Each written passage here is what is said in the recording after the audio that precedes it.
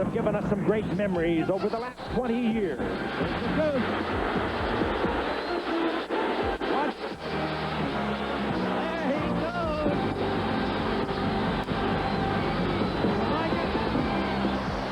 And 2 years ago in 1988. It's tipped and it's caught, and the Bills get a tremendous break as Flip Johnson pulls in the deflection and goes in for the touchdown. The New York Jets were featured in our first game ever, the year 1970. Joe to throw. He's going deep into the corner for Saleh. He's got it. And 14 years later, Bobby Humphrey. All right, look out, Bobby. Hey, wait a minute. Here's Humphrey. Good, take it all the way. He is going to.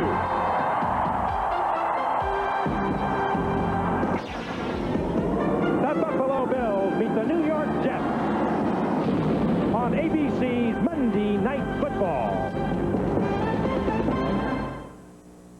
Are you ready? Yeah! I'm ready. Are you ready?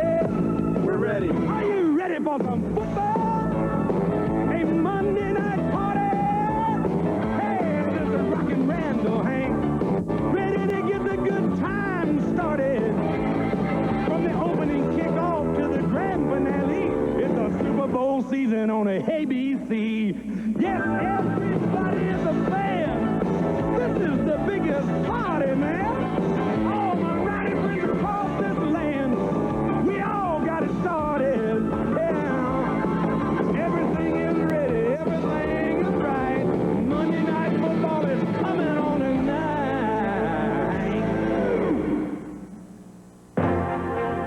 ABC's Monday Night Football.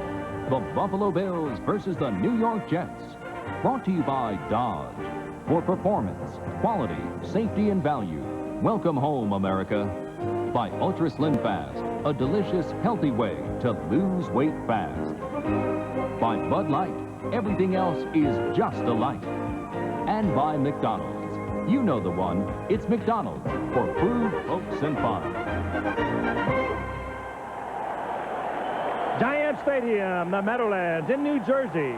Giant Stadium, the home to the football Giants as well as the New York Jets, who tonight in an AFC matchup meet the Buffalo Bills, the defending AFC Eastern Division champions. Hello again, everyone. I'm Frank Gifford along with Al Michaels and Dan Deerdorf. Happy once again you're with us as we take our first look at the all-new New York Jets. New head coach Bruce Coslett. For the past few years, the offensive guru of the Cincinnati Bengals, Dick Steinberg, the new VP and general manager. 21 new faces on this roster, and they have brand new uniforms. It all translates to a 1-1 record in this young 1990s season. They beat Cleveland last week for their first victory. Meanwhile, the Buffalo Bills, nothing too new. Jim Kelly is the quarterback along with Thurman Thomas, their offensive machine and the backfield, and they have a defense anchored by Bruce Smith, he of the all-pro defensive end. But one thing, Al, that is also not new with these Bills are the internal problems. And they erupted again last week in a humiliating loss 30-7 to Miami, and they were known as the Bickering Bills a year ago. And it could be that maybe these problems are keeping a good football team from becoming a great football team. Frank, this is such a perplexing football team. They sent 5 players to the Pro Bowl last year. They have a quarterback with a $20 million contract. They have a running back who led the league in yards from scrimmage last year. They have an all-pro wide receiver. They have a defense that was considered to be the best in the league 2 years ago. And they have a coach who's a Phi Beta Kappa. That's a pretty good combination, a good recipe. So what's the problem? Well, last year there was a lot of finger pointing, a lot of backstabbing, a lot of backbiting. And they certainly hope they don't have the same thing occur in 1990. But after last week's loss to Miami and that very listless and uninspired performance, who knows? It's a big early season game for the Bills. If they win tonight, last week is an aberration. If they lose tonight, it could be 1989 redo. Dan, as far as the Jets are concerned, they talk about it being a breath of fresh air around here, and it certainly is. Do you think this team needed a breath of fresh air? Oh, you better believe it, Al. Let's look at the New York Jets. This is a team that in the AFC East, hardly football's strongest division, the last 3 years has finished last, next to last, and last once again. Well, how has Bruce Coslett done it? Well, he's rejuvenated some of their veteran ball players, people like Kenny O'Brien and Freeman McNeil.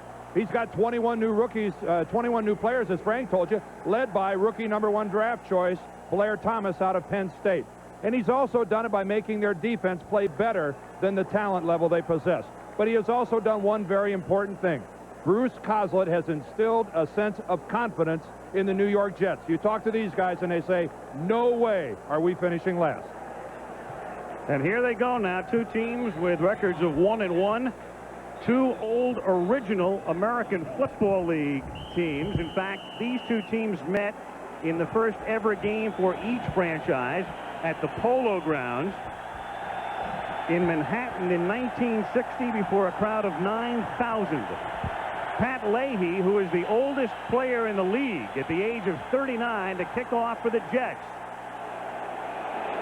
And he sends it down to the 5-yard line where Don Smith, the former Tampa Bay Buccaneer, returns it out to the 29.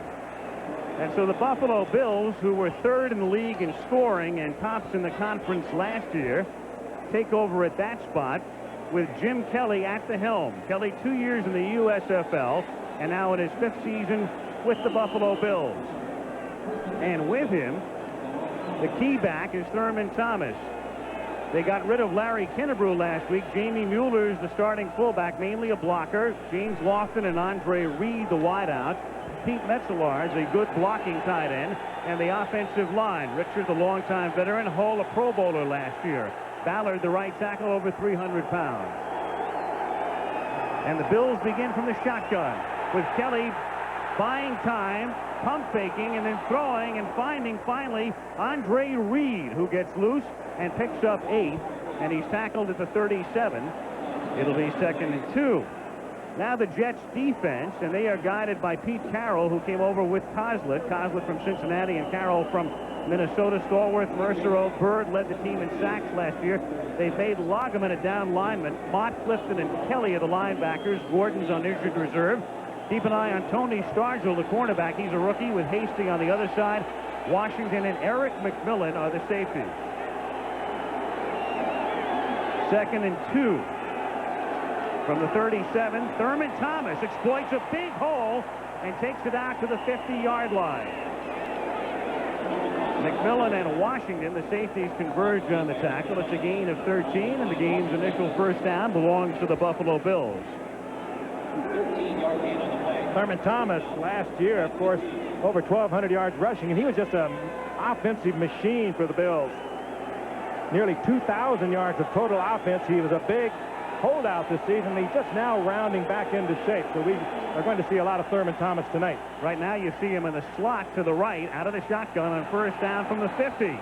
And Kelly going deep for Andre Reed, and it's knocked away at the last moment by Michael Mays. Andre Reed had gotten behind him, and Mays appeared to get a finger on it to deflect it. Boy, if he did, Al, it was a major league effort because Reed was behind him. Kelly had it dead solid perfect. And Al mentioned a finger. It might not have been more than that. Oh, at the very last minute. Look how Mays extends his left hand, and the ball comes down and hits him right on the back of the hand.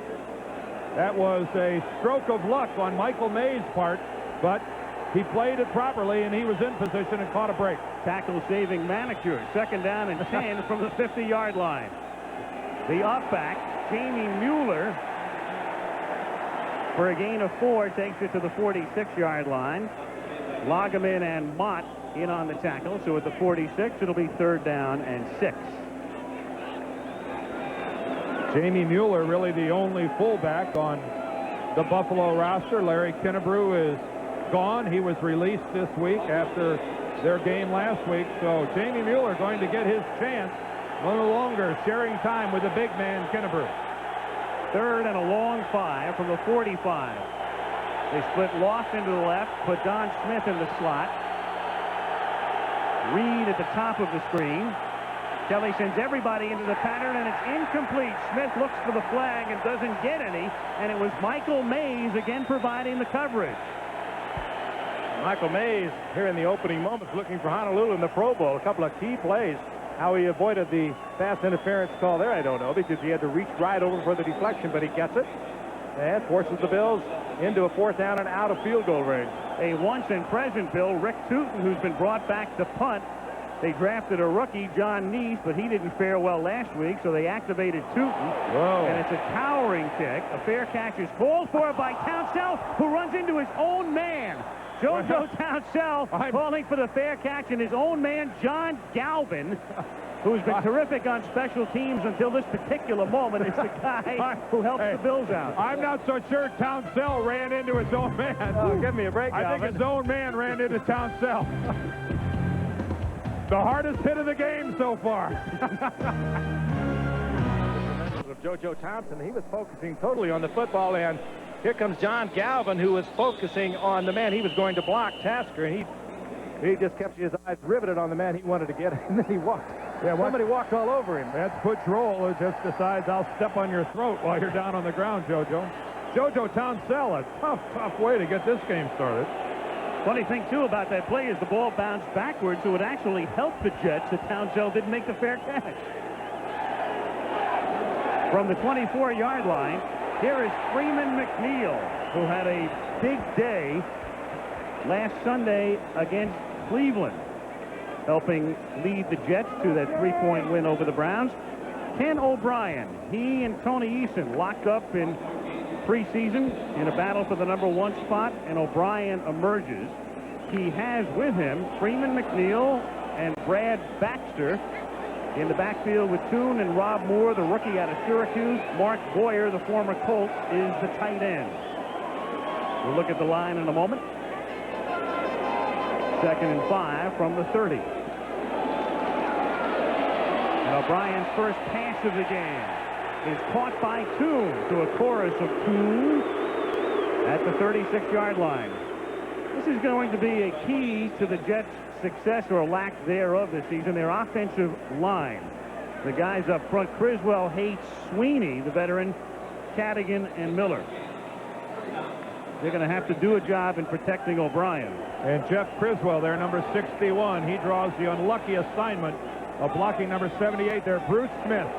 That guy's had 7.5 sacks his last 3 games against the Jets. And O'Brien needs a lot of help. He was sacked 62 times, the league high last year.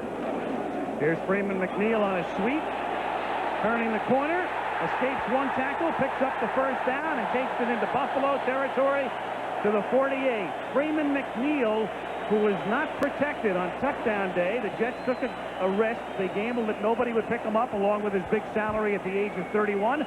They were right. They brought him back, and he picks up the first down here. And it was even more risky because Blair Thomas, their #1 draft pick, was a holdout. Johnny Hector had a bad knee injury, so it was a gamble that paid off because he was superb last week against Cleveland also. That quartet of linebackers, outstanding. And there is the Buffalo secondary. Smith, the hard hitter. Kelso, the ball hawk. 1st and 10 from the 48-yard line. This is Baxter. Shaking tackles. And finally hog-tied by Smith after a gain of 12. Boy, Cornelius Bennett just has a free shot into the backfield and just slides right off. Watch Cornelius Bennett. The lead block misses him completely, and here he is. And boy, there's just no way to explain that. An all-pro player like Bennett is not supposed to miss a tackle like that on Baxter. And good, strong running after that on the part of Baxter, who came off the Jets development squad a year ago. Look at this.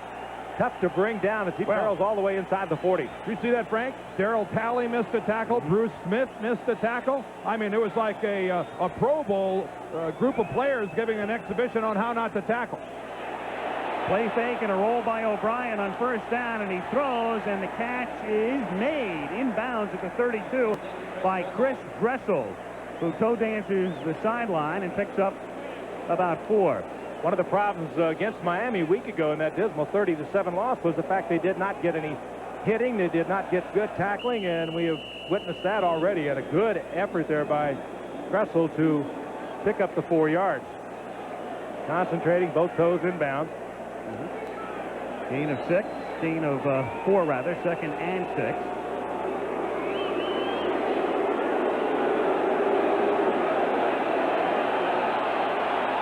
They're going to have to hustle this one. Play clock is all the way down to 5 seconds as the the Jets had a little bit of confusion as to who was to come into the game. Al Toon was late in getting to the huddle, and O'Brien has to spend a timeout. 9:11 to go in a scoreless first quarter at Giant Stadium. About 8 miles from Midtown Manhattan as the blimp flies, and it's packed tonight per usual. Goodyear Blimp Spirit of Akron. Looking down, a crowd of over 75,000. The Jets, after the timeout, have a 2nd and 6 from the 32-yard line. Toss to Hector, and he takes it to the 30. He is stopped there by Jeff Wright, and that sets up a 3rd and 4. Well, I don't know if there's someone in the Buffalo defense that's reading the signals coming in. Did you see the whole Bills defensive line overshift to the side of that toss? There's a play that had no chance whatsoever. By the way, if you see Cornelius Bennett, and you do, number 97, and you're wondering what's different, it's the number. He used to wear 55, but he went back this year to wearing his old college number when Scott Radisek, who wore 97, left and was picked up by the Colts. 3rd and 4. Look out. O'Brien is able to escape the corner blitz and goes deep, and a flag is down. And it's caught by Terrence Mathis on a bounce in the end zone. There's no signal for the touchdown, but there are 2 flags for interference as Kirby Jackson on the corner blitz that time couldn't get to O'Brien. And James Williams was covering on the play with Mathis in the end zone. And it was hardly much of a move that time by Ken O'Brien. All he did was just step up about 2 feet, and Kirby Jackson just sailed right over him. So extremely early in this ball game, we have seen missed tackles by Buffalo, and there is just blatant interference on James Williams.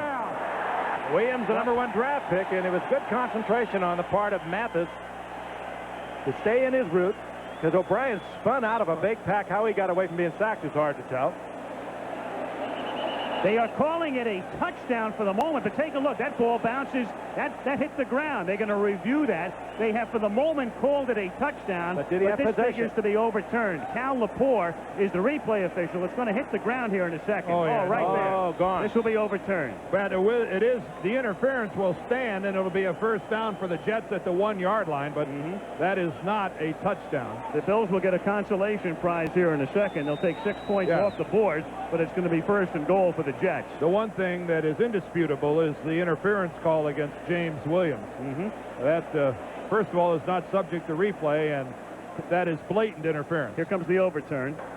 We have a reversal. It's an incomplete pass. We have defensive pass interference. Number 31 on the defense. It's first down on the 1-yard line. And Jamie Williams, the rookie out of Fresno State. Replay box, so it'll be first down and goal to go at the 1. Watch O'Brien now. There is a safety blitz coming. He's not one of the most agile quarterbacks you're ever going to see. There is Jackson, and O'Brien got lost in there, and James Williams, who was covering Mathis, kind of gave up for a moment, and that was all it took for Mathis to get behind him. 1st and goal with McNeil taking the toss. Gets a nice block from Baxter, but can't get into the end zone. He is stopped by Carlton Bailey, number 54. The linebacker who saves off the touchdown for the moment. 2nd and goal.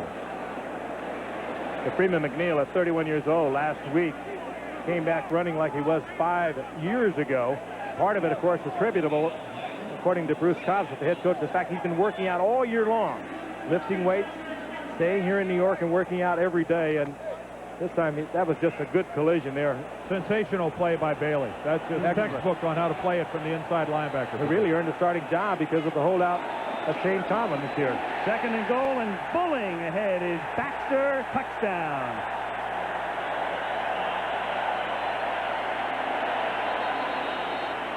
Brad Baxter, who kept his job when they traded Roger Vick to Philadelphia, and he's moved in as their #1 fullback. It's a 75-yard drive now. The Jets have had an 80-yard drive in their opening game. Now they've had a 90-yard drive. Got to make a coach happy. They like those long drives.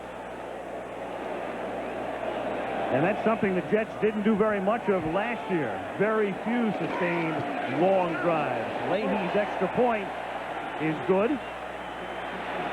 The Jets, meanwhile, had not scored a touchdown against the Bills since their first meeting in 1988. They had gone 3 full games and parts of 2 others without getting into the end zone. But they do here and take the lead halfway through the first quarter. Co-op board wouldn't let you guys in there. The Empire State Building, 8 miles distant. Jets kicking off. Leahy puts it in the air, fielded at the 2-yard line by Don Smith.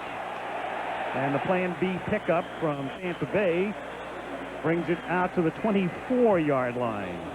7:36 remaining in the first quarter, and the New York Jets moving down the field, 75 yards, 8 plays, and a tick under 5 minutes.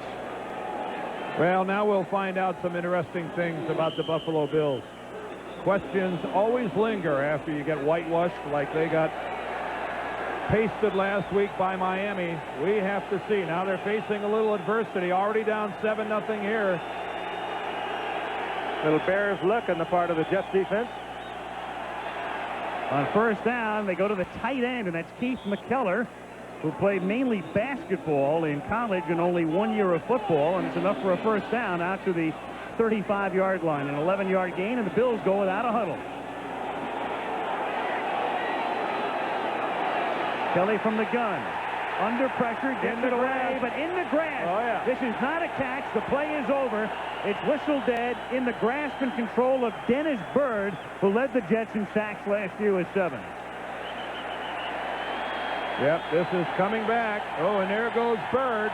Boy, it must be the green jersey. Mark Gastineau, wherever you are. Dennis Byrd. You heard Al say he had 7 sacks a year ago in an era where it's the outside linebackers that seem to be the really heavy-duty pass rushers. That's a good number for a defensive lineman, especially a defensive tackle. It's 2nd and 17. And finding the open man, Lofton. He has the first down and goes out of bounds at the 47-yard line. James Lofton of longtime Green Bay fame, 2 years with the Raiders, and now in his second season with the Bills. Tony Sargent must have been reading his press guide because he gave him about 15 yards. Lofton took it down. Frank, look at James Lofton at the end of this. We can't show it to you because of the hurry-up. We got to see it. We'll get to it. 1st and 10. It's caught by Thomas over the middle. He's at the Jet 47 for a gain of 5. And that's Thurman Thomas's first ever catch. Now here's a replay that Dick Clark should do. Got a great beat, easy to dance to, but the lyrics aren't much. James Lofton. He had the presence of mind there to know, though, that he had the first down and don't give it up. As he started to go back behind the point where he had picked up the first down. What was that, his 614th career reception? I'd have to take off my shoes to make sure. Sargent playing hurt there at the defensive corner for the Jets. 12 men on defense, first down. That's a good way to do it. Well, that's the hurry-up offense. Designed to do just that. Yeah, but normally you'd think it'd be this guy, Bruce Coslett, that would be putting an offense on the field a la Sam Weiss and the Bengals at a hurry-up scheme. Now it's Buffalo that's doing it. First down from the 47-yard line, and Mueller fights forward to the 42. Remember, it was 1st and 5. So he is close to another first down, but it will be 2nd and inches at the 42-yard line. And Mueller picks up the inches and about 7 yards more as he moves forward to the 35-yard line as the Bills exploit the soft center of the Jet defense. And notice how they're doing this. They only have 3 wide receivers in the game. The man all the way to the bottom of this screen is Thurman Thomas playing wide receiver. Now from the gun, it's kept. There's a flag way downfield at the 12-yard line away from the play. Off the fingertips of Reed, and we'll get the call from Tom Dooley.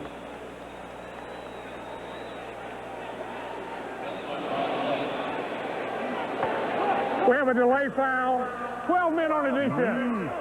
First down. The Bills had success with this against Miami. This is working very well against the Jets, and I agree with you, Dan. This is Bruce Coslett's a bit of his invention with the Cincinnati Bengals, and now his defense is getting caught.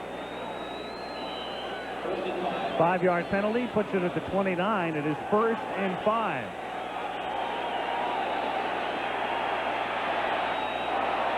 Kelly, incomplete. Oh, yeah. There's another flag. No question about that one. Lofton, interfered with by Tony Stargell. Yeah, and he just grabbed Lofton and held him. Lofton had great speed in his early days, and he hasn't lost all that much of it at the age of 34. And that time, he just flew by Tony they're Stargell. calling this and then now they're going offensive interference. Well. Is Tony Stargell, the rookie from Tennessee State. Number 81 offense. It's 81. 81 is what he's saying. There is no 81. He means 80. They're saying that he pushed off from Stargell with his left hand. I don't know about that. He was in full stride.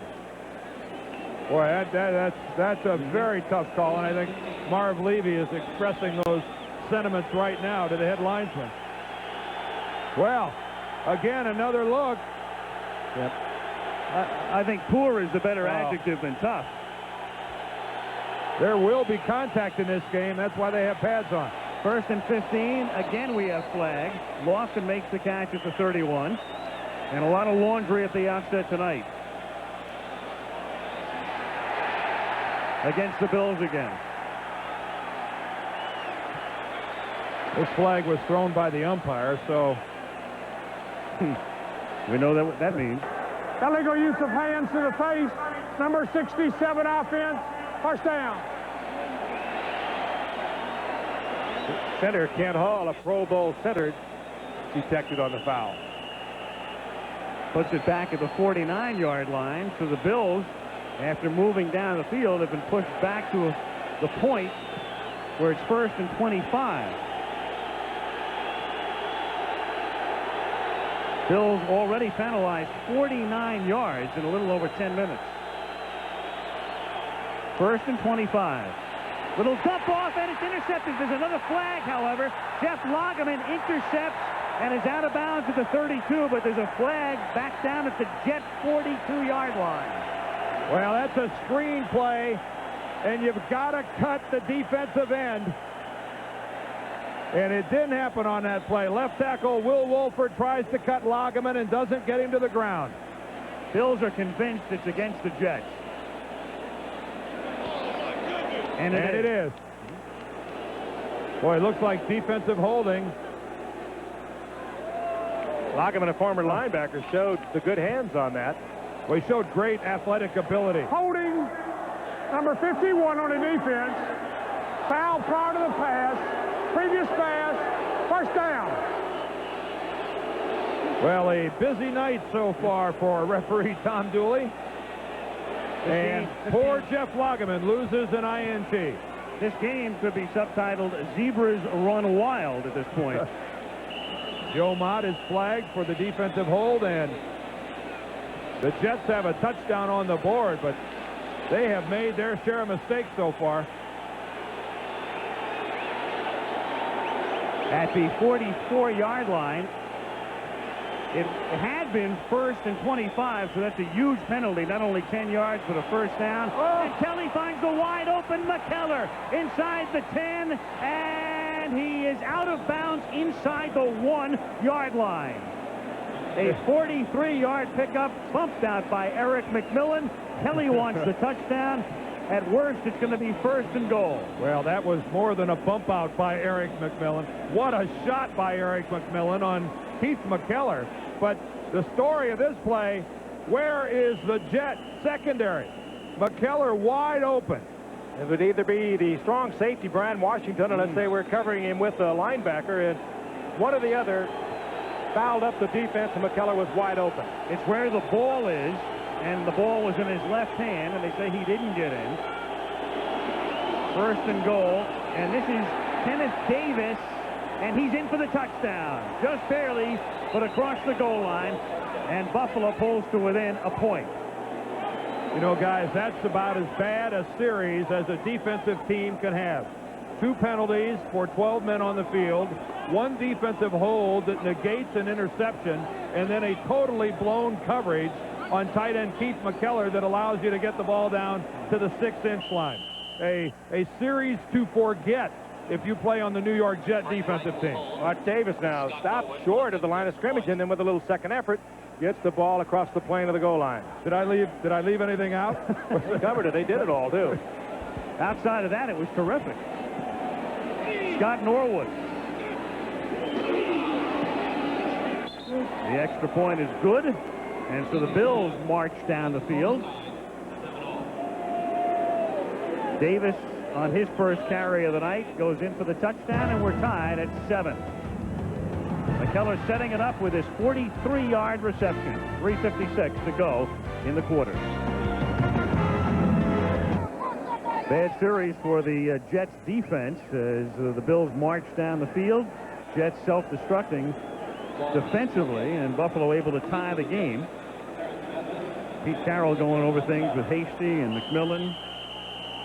By the way, the Jets butchered that no huddle offense. I think we're going to see a lot more of that. John Neese, the rookie, who was drafted to be the punter and also to kick off. He's one of 3 kickers the Bills are carrying at the moment. And the rookie from Arizona sends it down to the 7-yard line, where Mathis runs it all the way back to the 30 and takes a hard hit there from Butch Rolls.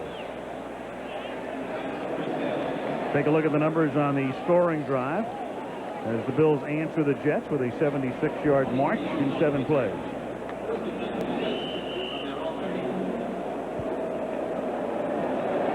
And the Jets will take over at the 30-yard line, and a la Cincinnati, they huddle along the sideline and then come out after calling the first play on the sideline. Yeah, they better hurry it up. And they go right to the line of scrimmage. They will not huddle, but you're right. They better giddy up. They're down to 5 seconds.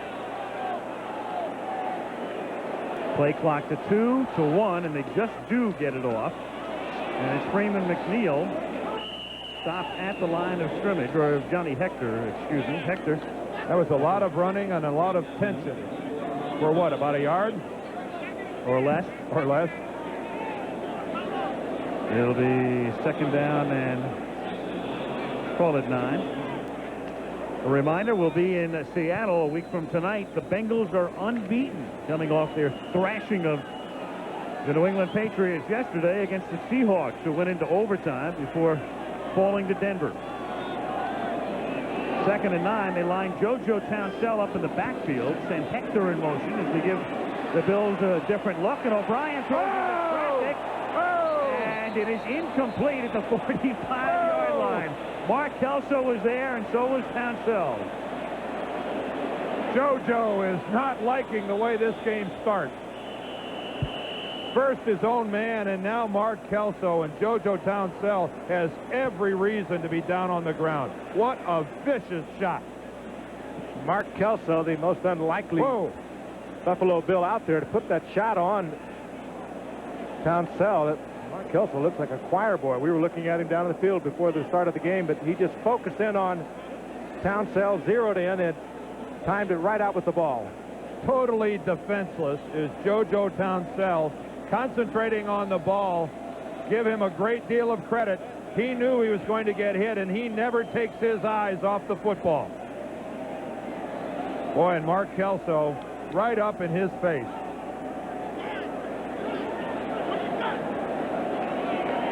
So they still work on Townsell. Rob Moore, their rookie wide receiver out of Syracuse, dinged coming in as well. So the Jets a little thin as far as the wide receivers are concerned. There is Moore, who was the #1 pick in the supplemental draft. But I think Townsell's ready to get up on his feet. When we look at that in regular speed, we've slowed it down for you, and it happened so rapidly.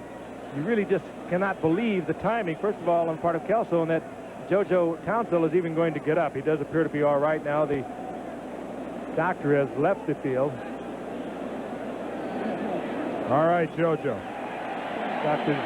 Nicholas has the team physician with the Jets, and he has gone to the sideline, so apparently JoJo's okay.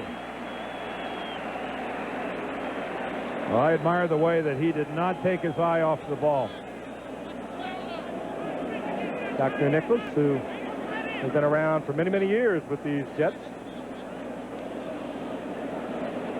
Look at Joe Namath. He put a lot of zippers in Joe's legs. 3rd down and 9 for the Jets now as play resumes from the 31. 3:02 to go. First quarter. Game tied 7-7. O'Brien under pressure but escapes. And an off-balance throw for 2. Thune is caught. No, he's out of bounds at the 40-yard line. Leonard Smith covering. Thune thinks he was in, but the official right there to say, no, sir. What he's saying is that he didn't have possession of the football. The official was ruling that on his way out of bounds, Al Thune was juggling the ball. I don't think Ken O'Brien realized he was going to get out of this, because if he had zipped this, Thune was so wide open, standing there all alone, he hung it up. And now, does he have possession of the ball? It certainly appears that he does. But did he have both feet down? You're looking at two different things, the official is. Oh, that looked like a catch to me, didn't it? I mean, he juggled the ball initially, but then he regains control of the ball, and it looks like his feet are in. Let's watch. One, two. Yep. Well, the official was ruling that he was out of bounds, because he'll give you that up and down chopping motion if he said he didn't have possession, and he never gave that. So the initial call by the official was for being out of bounds when he caught it. Well, that certainly looked like a catch. You can see the umpire communicating with the replay booth and Cal Lepore right now. But let's watch. There's the juggle, but he has the ball, and both feet are in bounds. I mean, you have to see evidence to clearly overrule the call on the field, because the call on the field was no catch. In my opinion, I think we saw that evidence. I would say that that's a catch. Again, new rule this year, 2-minute limit for the replay official to render judgment. Here's another look now. Certainly looks like he has possession. No question about the 2 feet being inbound. I mean, I don't know there. I think that looked at Craig Janoff and Kenny Wolf. I think that's, you really think it looked like he bobbled the ball? A little bit. He didn't have it into the chest. Well, it looked like a catch to me. Me too. Remember, it has to be totally conclusive. There's Leonard Smith, the extremely talented, strong safety of the Bills. Now they want to know where they want to spot the ball now. Well, I think they're going to ask the side judge if at what point he had possession. Well, that's a bad sign. Side judge is Dean Look, a former hey, where's our 2-minute Big ticker? Ten player himself. This has been going on for a while. He said, I forgot. This has been, we have to be approaching the 2-minute limit.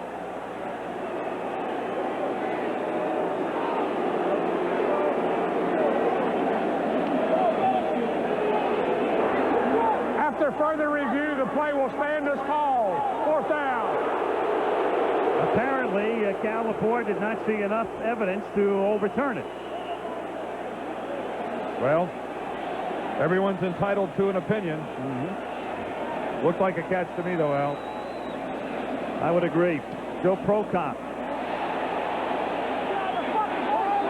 bounces at the 37 and takes a big jet bounce. 20-yard roll. Out of bounds at the 17-yard line. And again, one of those inartistic punts that looks terrific on the stat sheet. 32 yards in the air, and then a 20-yard bounce, and it's 52. That to me is still the problem with the replay. We look at for 2.5 minutes, or 2 minutes, 2.5 after the play was over, and we get nothing out of it.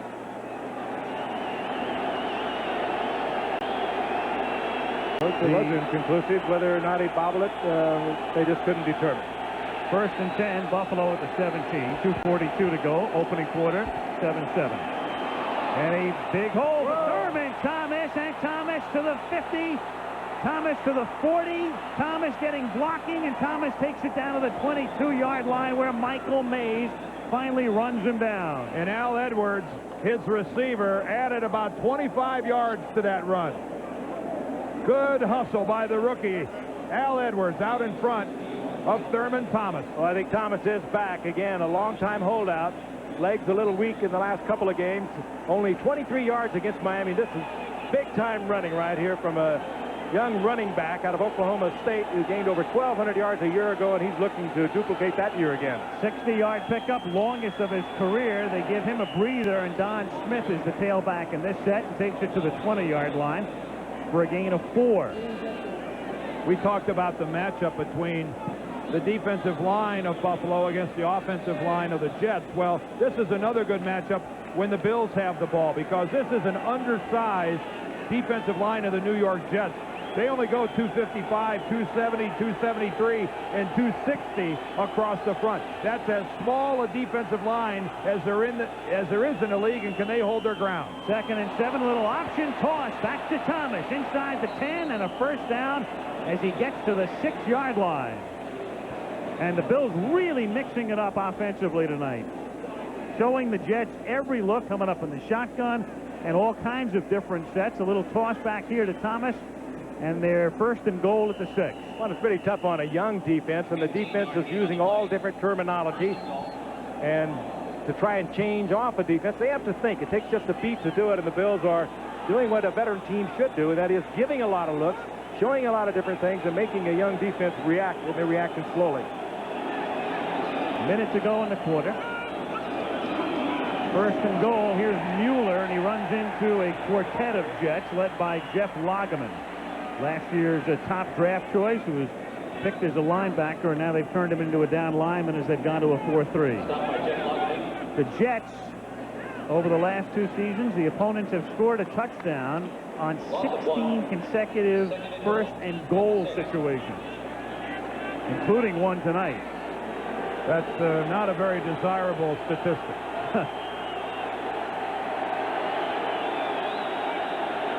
Report on Townsell, mild concussion, might return. 2nd and goal. Kelly under pressure, grasp and control, and sacked at the 14 by Lageman. Lageman, who played that outside linebacker in the Jets' 3-4 defense, has found a home, even though he's not all that big. Lining up the defensive end, he's so quick. At 255 pounds, and again in the Bills' backfield.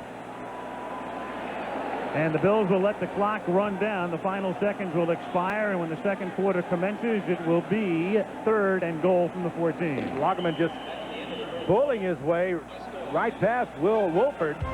A good left tackle and getting to Kelly. 7-7 after 1. Back we come after this commercial message and a word from our ABCs. Al Michaels, Frank Gifford, Dan Deerdorf. We start the 2nd quarter in East Rutherford, New Jersey. Jets and Bills tied 7-7, and Buffalo with a 3rd and goal at the New York 14. And Kelly wants a timeout because the play clock was down to 1. Tom Dooley had signaled the ball ready for play, and the Bills took a long time in the huddle, and when Kelly came up to the line of scrimmage, he took a look at the play clock, and it was ticking down, and he has to call a timeout. Well, and the other problem is that Jim Kelly was late leaving the sideline, headed out to the huddle. He spent too much time conversing with Marv Levy. Boy, and that's an error that a veteran quarterback and coach just shouldn't make. That's just not being aware of where you are in relationship to what the official's trying to tell you. He says, get out here, let's run a play. Particularly down that deep. Teddy Marchibrodo and Marv Levy were talking the sidelines. All of a sudden they looked up and they were out of time. Well, guys, we're taking a look at 2 teams in the AFC East tonight. This may be the toughest of the divisions to figure this season. Of course, many people have picked the Bills, but again, they won the division the last 2 years, but they also have dropped 3 of their last 4 games in each of those 2 years, and they were only 9-7 a year ago. And not to mention a rejuvenated Miami Dolphin team. 3rd down and goal from the 14-yard line. Kelly, a little dump-off pass to Smith, and Smith gets it to the 7-yard line. He is tackled there by James Hasty. So Kelly makes a little something out of nothing and puts it in slightly better position for Scott Norwood to kick the field goal that would give Buffalo the lead. The Jets, of course, are arguing that they want the sack. Keep in mind, though, it's a two-part grasp. It's grasp and control. Does Jim Kelly's knee touch the ground? That is tremendous awareness by Jim Kelly in getting rid of that football. 24-yard field goal effort. Frank White puts it down for Norwood, and the kick is blocked. It's kind of ugly, but sure close. Might have been Marvin Washington, number 97, who got a hand on it. Marvin's acting like he got a hand on it. Marvin is 6'6", and he was right in the middle. Usually when you get a hand on it in the middle like that without the penetration, it's just missed kick, kick low.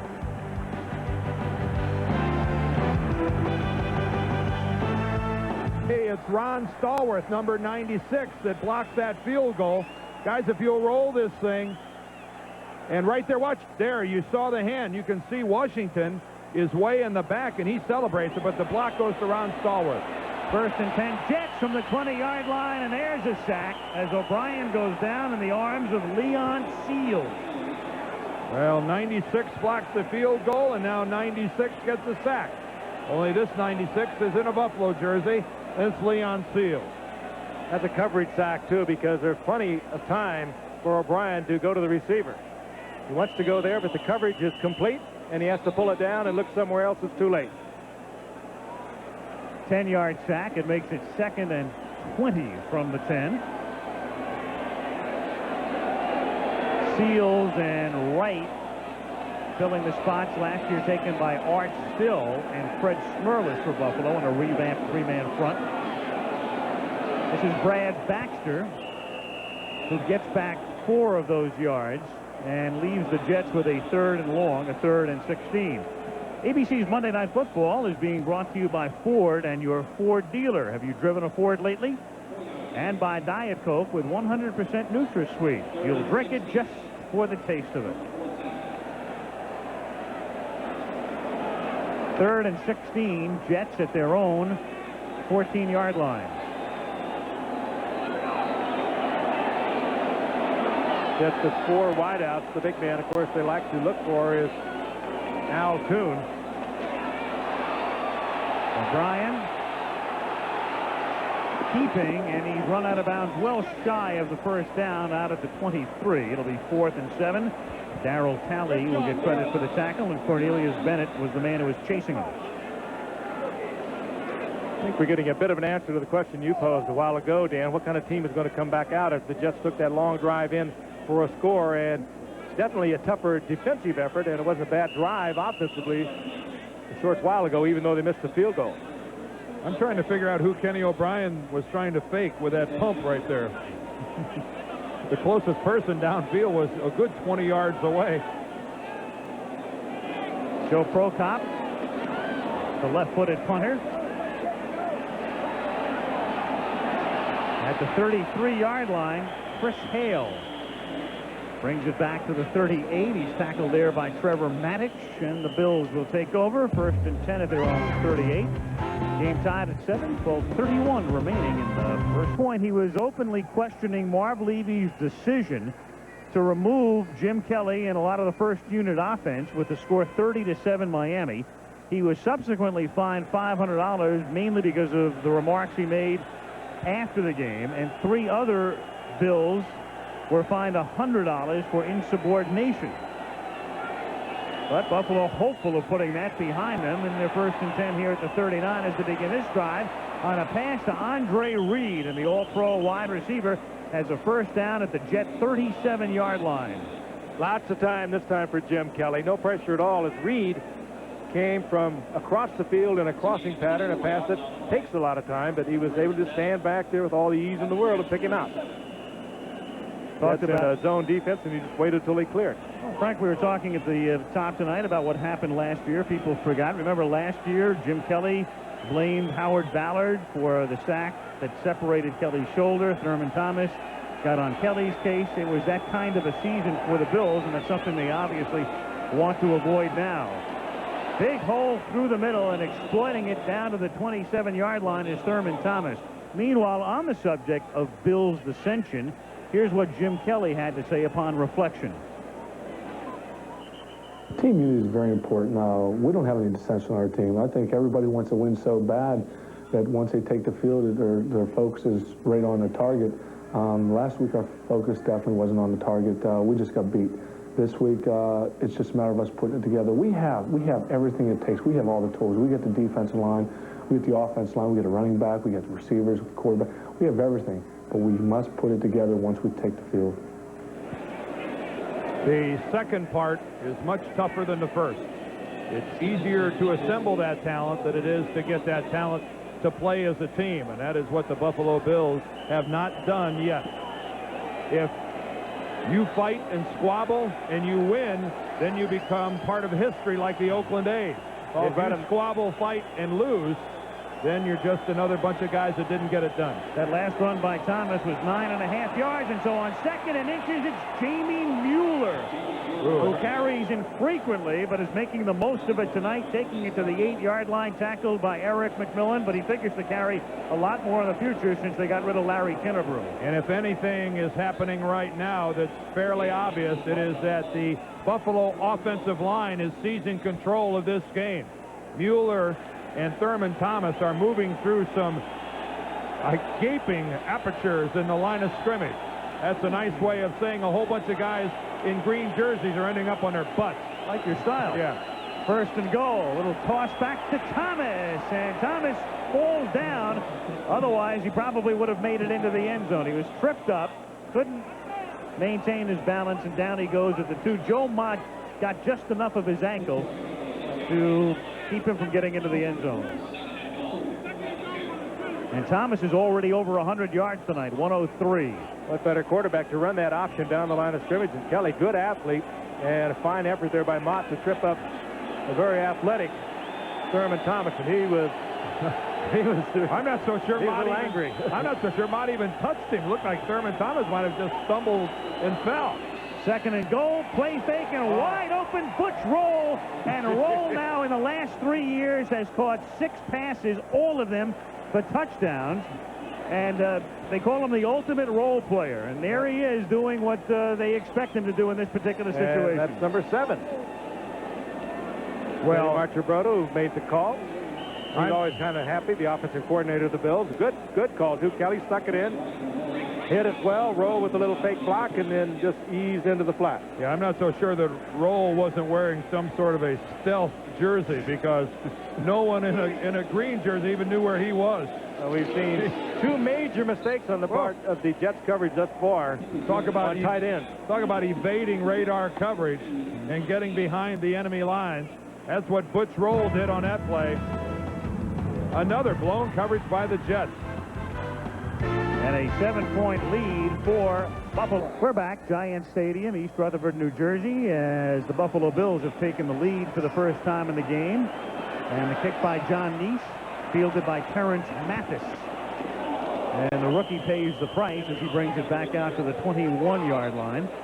Tackle made by Marcus Patton. Let's go ahead and look at Roll's touchdown. Here's Butch Roll right here. McKellar's motion is going to take Hasty out, but take your pick. Somebody on this side goes too far upfield and doesn't bother to pick up Butch Roll. And just look how wide open he is in the back of the end zone.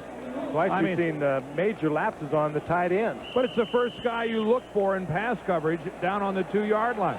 I mean, the primary receiver is the tight end, especially play side. Particularly when he's caught 6 passes in his career, and they've all been touchdowns. Yeah, you think if anything, this guy would be wearing a bell that says, cover me, cover me. First down from the 20-yard line. Baxter swinging to the outside. And Baxter, with some nifty moves, takes it out to the 29-yard line. Conlon and Leonard Smith converge on the tackle. And here are the numbers on the last scoring drive for the Bills. 61 yards and 5 plays. And Roll taking it in for the 7th time in his career. But, you know, you can work something out, fellas, that lets you cover Butch Roll. Of more immediate concern to the New York defensive team is how are they going to stay on the line of scrimmage, because they're getting blown off. 2nd and 1 from the 29.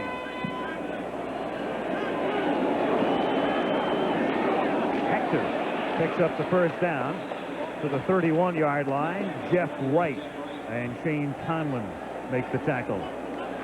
Hector just coming back to playing for him. He had his knee scoped back in August. Scored a touchdown last week for the Jets in their victory over Cleveland.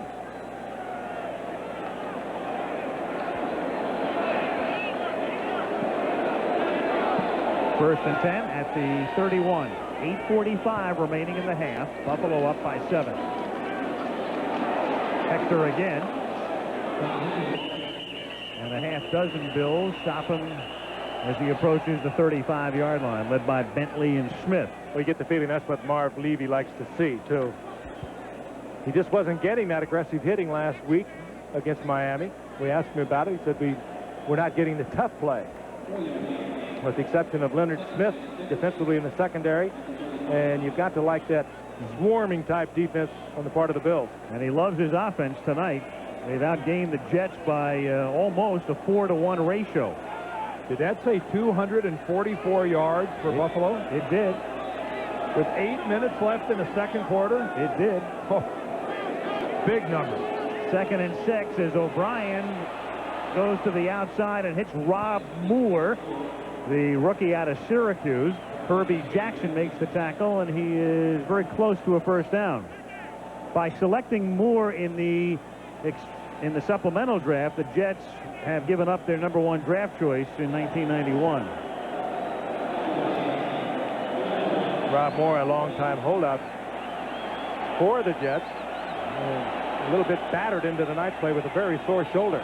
3rd and 1. And Hector swings to the outside and can't get untracked. He was first stopped by Ray Bentley, and then Conlon finished him off. And there were 4 other Bills there right after that. Good swarming defense. This is what they've been lacking. Well, Johnny Hector on a short yardage play never even got his body turned upfield. It was Bo Schembechler who loved the expression, always keep the long axes of your body perpendicular to the goal line. Johnny Hector that time was parallel to the goal line, never turned upfield. That's an odd play. Bo really used to say that? Bo used to really say that. Keeping the long axes of your body perpendicular to the goal line. Think about it. I'll buy it. Prokop's kick. Chris Hale falls for the fair catch and makes it. That goes with at that the 21. That goes with that stealth bomber. That's right. The long axis. What does Bo know? He's a baseball guy now, right? Both Bo's are in baseball. Right. And football. You got one of those stealth. You keep funding it. Bobo. Buffalo at its own 21-yard line. Bills on top 14-7. Shredding the Jets on the ground tonight are the Bills. Last week against Miami, Buffalo gained only 44 yards in the entire game on 15 carries. Well, you see an adjustment there by the Jets. They put 5 guys down on the line of scrimmage. And look at that hole again. It's been that way all night for Thurman Thomas. He's out to the 45-yard line. He's tackled by James Hasty. That's a 24-yard gain. Well, so much for that concept. Back to the drawing board again. They're going to be a little stouter on the line of scrimmage, so they put 5 people up there. But again, Davis and Ballard, Hull, Richer, and Wolford just chew them up. And again, Eric McMillan is reduced to trying to get Thurman Thomas. He comes up short, and boy, that's fun as a running back, Frank has to be. Thomas has 127 yards on the ground. Kelly dumps it off from Mueller, and Mueller takes it to the 50-yard line for a gain of 5. Marvin Washington makes the tackle along with Kyle Clifton, and the clock is down to 5:45 remaining in the half. Coming up Saturday on ABC, regional coverage, college football. The USC Trojans try to rebound. They were destroyed by Washington and will go in to face the Buckeyes at Ohio State. Some of you will see Ty Detmer another fabulous day, over 500 yards in the air, as BYU meets Oregon. 3:30 Eastern this Saturday. Second, let's call it 4. Here's Thomas to the 48. It'll be 3rd and 3.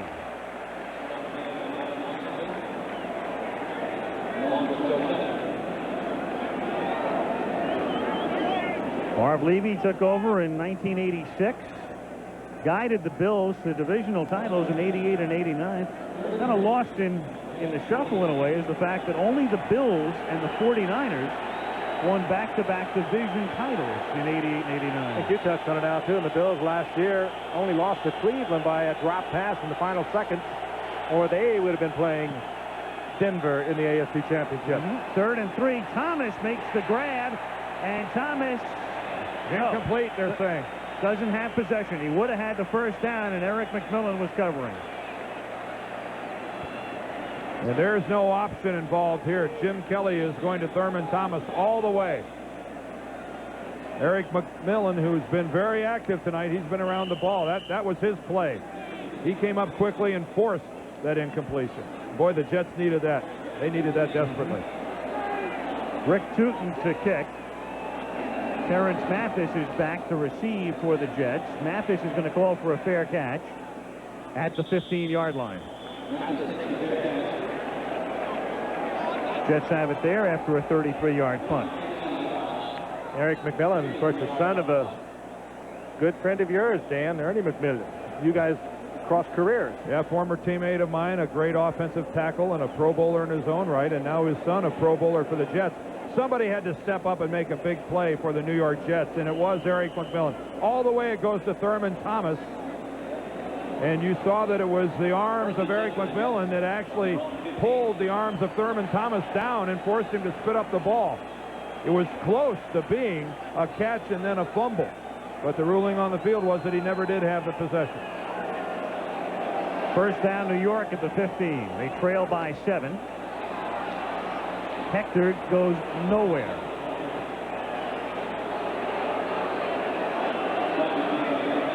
Bentley makes the tackle. Bruce Coslett guiding the Jets.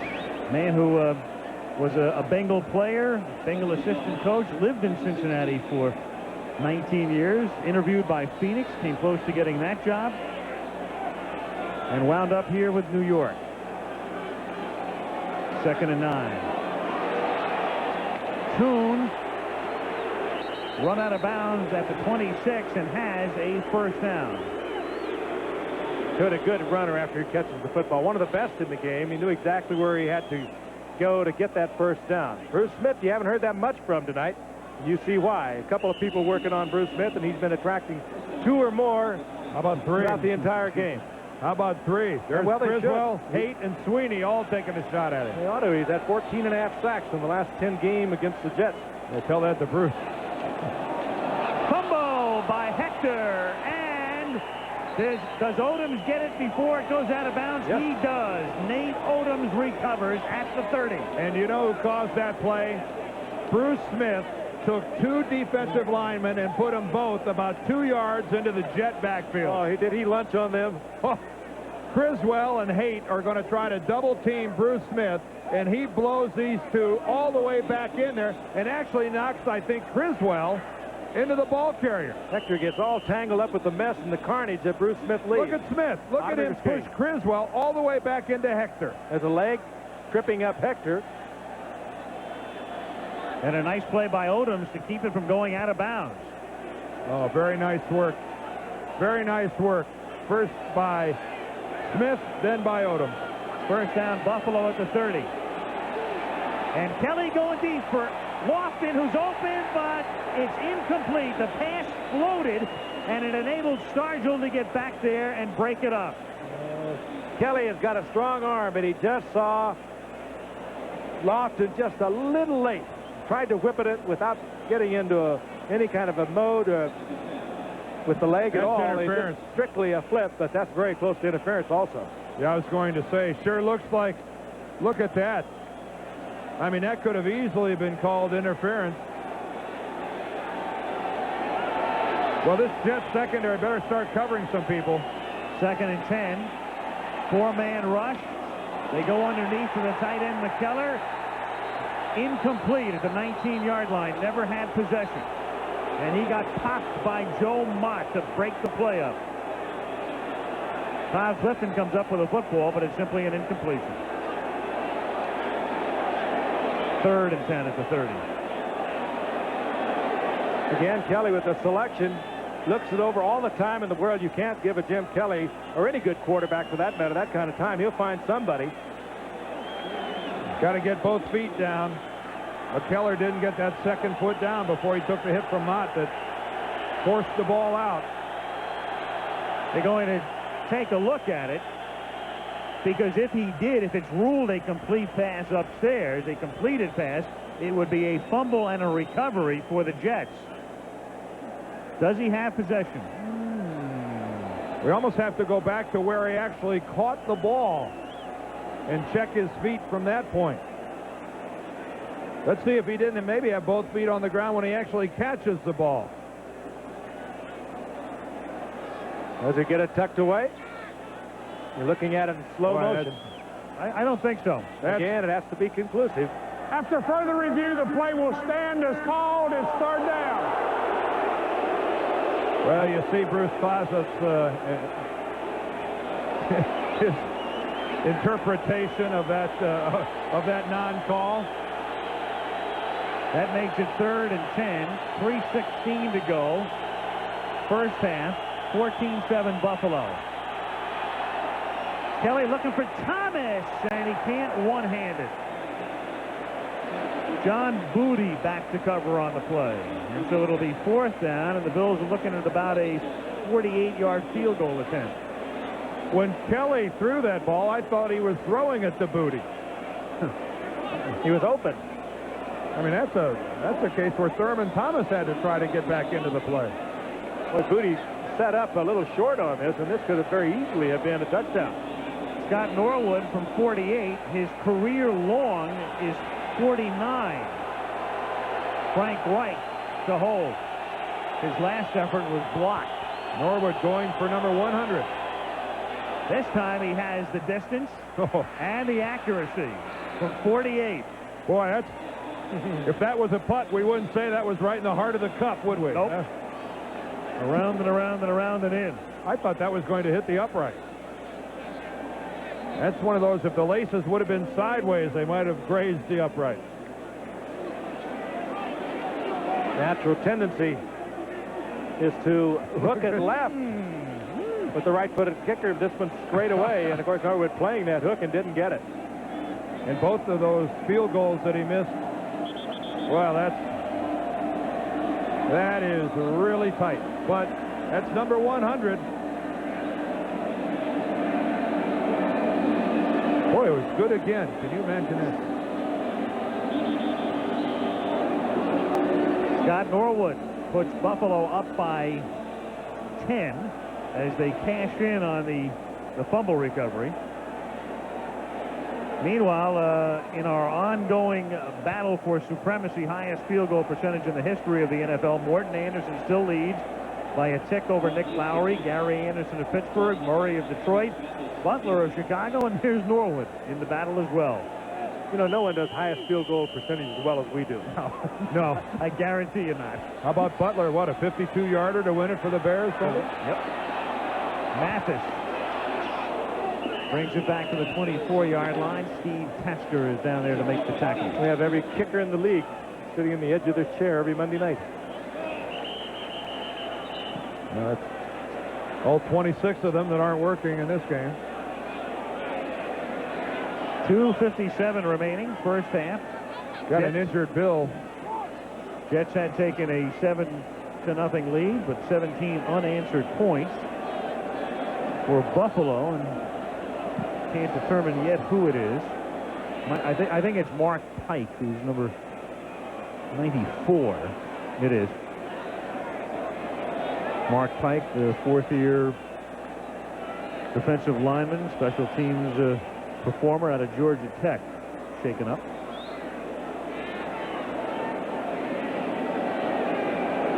And they attend to Pike with 2:57 left on the clock and 2 timeouts remaining. Toyota halftime report tonight.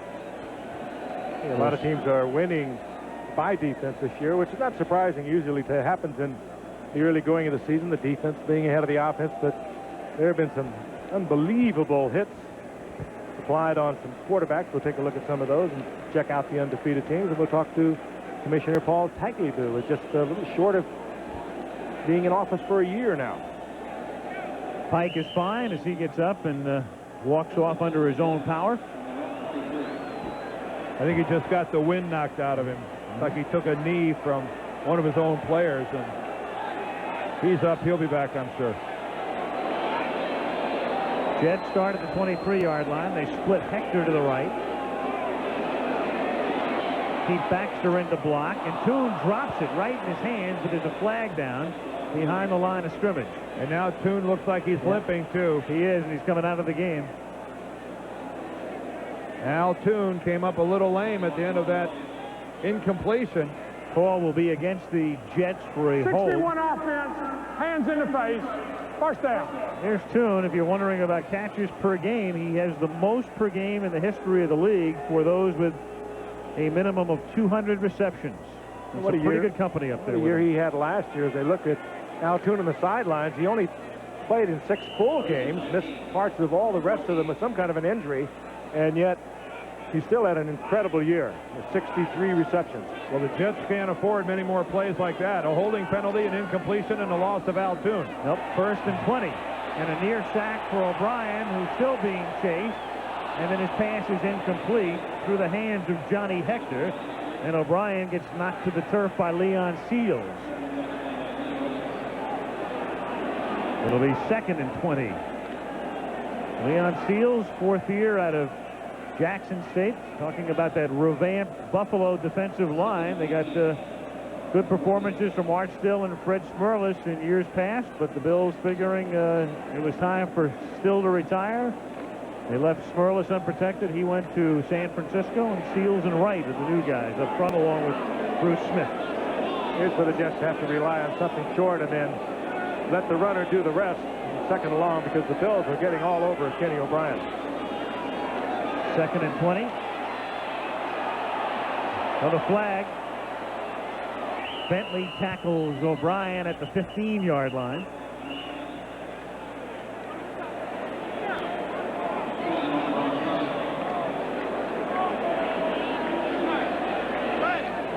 Tom Dooley, our referee, and it's against New York again.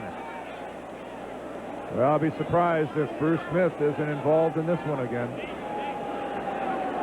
Tripping, number 61 offense. Penalty is declined. Stuck. That's Criswell working against Bruce Smith. Jeff Criswell, the left tackle, he has drawn a tough assignment here this evening, working against one of the most talented defensive linemen in the league. Watch the right side of your screen. Bruce Smith goes to the inside. Criswell goes down. Oh, you could see him with the right leg. Hey, Conrad Dobler would have loved that. Use all you can. 3rd down and 18. And on 3rd and 18, that's about the last thing you want to do, throw a completed pass to a guy who's covered by 3 defenders. Rob Moore at the 21, 4th and long. And let's say one thing for the Jets tonight, which we should mention before this half is over. We've barely seen Freeman McNeil after the opening quarter, and we have not seen Blair Thomas, their #1 draft choice, who was dinged, but Bruce Coslet said he would see a lot of action tonight, but hasn't. Blair Thomas was sore over his entire body after last week's game, which he was outstanding against Cleveland, but sore ribs, a sore hamstring, and there he is on the sidelines, the All-American from Penn State. 2-minute warning. 2 minutes to go in the half, and the Jets will punt. And then we'll see the 2-minute drill for the Bills, who lead by 10. Joe Prokop to kick. Stands back at his own 8. Chris Hale to receive for Buffalo at his own 30. Rush was on, but he gets it away.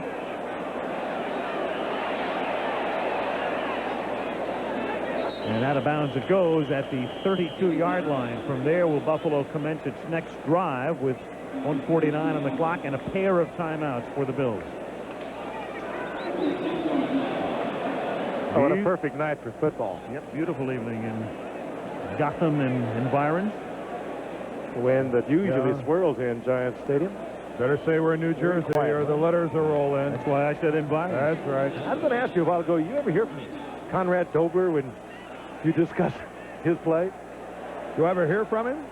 Yeah, he writes me a letter in crayon every now and then. From the 32. Another first down for Thurman Thomas, who continues to have a sensational night. He's out to the 47. It's already the 2nd best game of his career on the ground, and we are not even at halftime. It's 145 yards for Thomas. Kelly to Don Smith. He's short of the first down by 2 at the Jet 45. Thurman Thomas would like to become the 2nd, only to Roger Craig, to go over 1,000 yards rushing and 1,000 yards receiving. He may do it tonight. On 2nd and 2, here's Thomas, who breaks the tackle behind the line of scrimmage and turns a 2-yard loss into about a yard gain. It's going to be 3rd and 1 at the 44. Big play coming up here. And they're going to conserve their timeouts, but now with a 3rd and 1, knowing they have to pick up the first down, they figure it's time to spend one. They have one left. And keep in mind, they wasted one by staying on the sideline too long in the first quarter. Jim Kelly was late getting out onto the field, had to use the timeout when the game clock had run down too far. So that may end up hurting the Buffalo Bills as they try to add some points here at the end of the first half. They're huddling with Teddy Marchibroda, the offensive coordinator, which allows me to say that he used to coach for underneath George Allen with the Los Angeles Rams, later the Washington Redskins, and George Allen has won his first game at Long Beach State this past weekend, beating Pacific 28-7. Congratulations, Coach. You bet. Ted Marchibroda, the offensive coordinator of the Bills, former coach of the Colts. Speaking of coaches, Craig T. Nelson stars when the nation's top quarterback prospect comes to Minnesota State in the season premiere of Coach tomorrow night after Roseanne, right here on ABC. I'm ready. 3rd and 1 from the 44, and Thomas on a second effort may have picked up that one. Going to be a big measurement here at the 43-yard line, and Tom Dooley's going to stop the clock to bring in the chains with 43 seconds. Well, I'm not sure that Thomas has got a bad mark there. I'm not sure Buffalo's too pleased with the spot. Thurman's going, you did me wrong. You know, a good running back, you watch them sometimes, they know exactly where they are. Thomas didn't even look over to the marker. I'm sure he felt that he had it. He knew how far he had to go. He didn't even take a peek over there. From here, it looks like they're about 3 millimeters short. Oh, yeah. Ooh, yeah. Very good. 3.5. Ooh, I think the Big Ugly's got to line up and go for this one. Yeah, to tell you. He was one of the trenches as always. 4th down and 3 millimeters. At the 43-yard line. Meanwhile, as soon as the chain gang leaves the field, the clock will start again. And there it goes, beginning to tick away. Buffalo, at least for the moment, lines up as if they're going to go for it. They may just be trying to get the Jets to be offside. But no, it's going to be Kelly on a sneak. He's got it easily. And he picks up the first down of the 41, and here's a very late flag. Oh, now what is this? Clock down to 26. This is one of the few times the umpire throws a flag, and it's probably not holding. Well, this flag came in way after the play was over.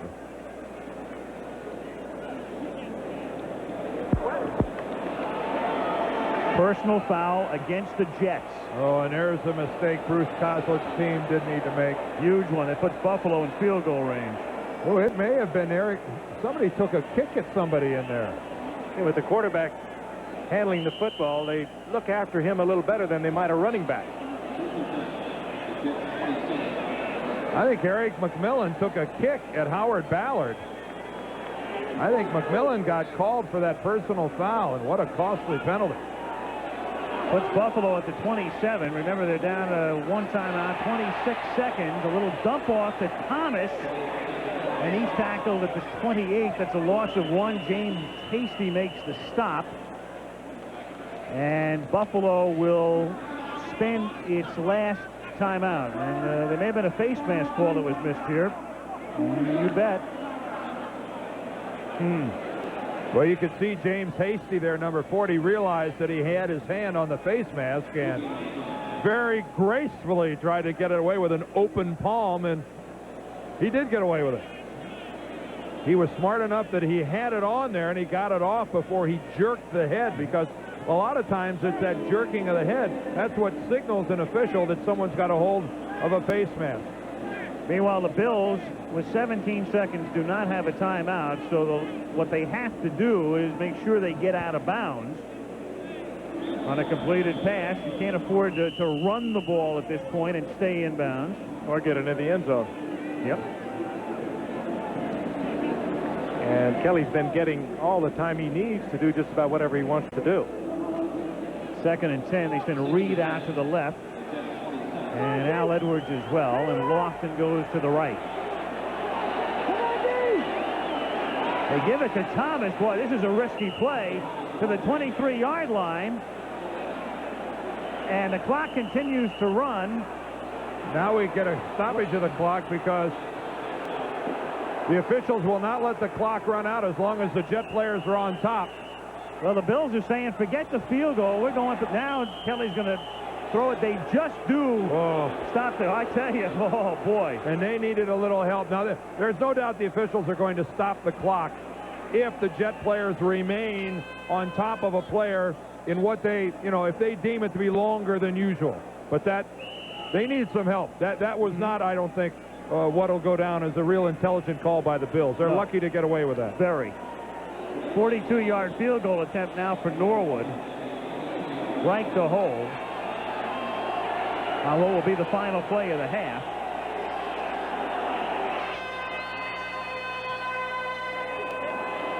And this one is good, so they do cash in for 3.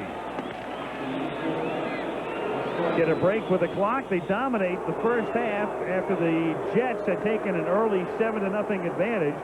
20 unanswered points for Buffalo. Bills by 13 at the half. Stick around for halftime. We'll talk to Paul Tagliabue. Halftime activities after for a touchdown in the first quarter. Jets receive the second half kickoff. Terrence Mathis runs into a group out at the 24-yard line. And let's take a look at the numbers through the first 30 minutes of play, and a huge edge for Buffalo. An even bigger edge than is reflected on the scoreboard. Relatively clean game turnover-wise, only the one by the Jets, but a 300-yard half in the NFL is just big, big numbers. Dan, you wondered how the Bills would react after the Jets made their 75-yard drive for a touchdown in the early going. Now I'm sure that Bruce Cobbs is wondering how his Jets team is going to react. And they were thoroughly slumped during the later part of the first quarter and the second quarter. And Pete Carroll, his defensive coordinator, has got to somehow come up with a way to stiffen his line. They were getting blown away by the Buffalo offensive line. We wondered where Blair Thomas was. He's in the game. The #1 draft choice. The catch is made here by Chris Burkett. The former Bill takes it out to the 32-yard line. He used to play with Buffalo and was picked up by the Jets last year. Burkett in his 6th year in the league out of Jackson State picks up 8, and it will be 2nd and 2 out at the 33. Was not a happy departure from Buffalo on the part of Chris Burkett when he joined the Jets last September. Had 21 receptions on the year, and that's his 2nd of the year thus far. Here's Thomas. And a look at the rookie out of Penn State as he picks up a first down, taking it to the 40-yard line. Talley and Smith converge on the tackle after a 7-yard pickup. Both the key rookies for the Jets involved in that play. Rob Moore, the rookie wide receiver from Syracuse, coming around as if he was going to take the reverse. Thomas made the fake and kept it. Let's watch Bruce Smith. He's going to knife to the inside here from his defensive position. He evades the block of the left tackle, then Baxter comes in, and Bruce Coslet said, I've got to run away from this guy, but by going that far outside, they really didn't get much. O'Brien finds the open man. There's a flag. Rob Moore with the catch, taking it to the 30-yard line. Leonard Smith makes the tackle. Mark Boyer, the tight end of the Jets, was pointing at the linebacker that's covering him, Shane Conlon, I believe, saying he was held. Against the Bills. I think it might have been Carlton Bailey, number 54. Let's see if it wasn't against Bailey. One of those two guys on the inside. I think it might have been Bailey. Yeah, reading his lips, he said no new taxes, number 54. And we're in New Jersey. Again, Carlton Bailey really put the grab on Mark Boyer. And wide open. Really didn't figure in the play at all, though. Moore in motion from the 31-yard line. Here's Blair Thomas. Nice little spin move inside the 20 down to the 15. Well, that's pretty. #1 draft choices just look like #1 draft choices. You can see abilities that other people don't have. Chris Burkett and Nate Odoms are involved in a little shoving match. Nice little spin move, Frank. Oh, was it ever. Now cover up the football. That's one of the first things that will happen to a rookie. They'll try him out. The linebackers and safety man, the second man in it, on the tackle, going for that football. That time, Thomas covers it up nicely. Very impressive drive for the Jets to begin the third quarter. They trail by 13. O'Brien with a low throw this time, intended for Blair Thomas. It will be 2nd and 10. That time, Blair just a little casual in that move. Right, but again, Frank, I don't know. That's a difficult catch. Difficult catch, but he could have been looking just a little earlier. Watch how low and behind him this pass is from Kenny O'Brien.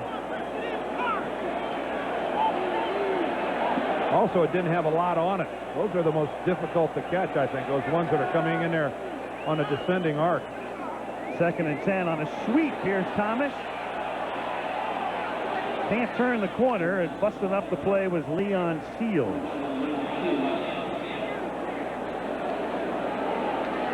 Good job there by Cornelius Bennett of stringing it out. He had contained, and he kept fighting to get to the outside. Took on 3 different people.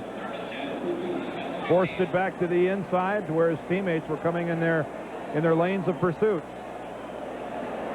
Linebacking a long suit to this Buffalo Bills defense, along with Bruce Smith. But you think of Cornelius Bennett, Shane Conlon, Pro Bowler, Darryl Talley, maybe the best of them.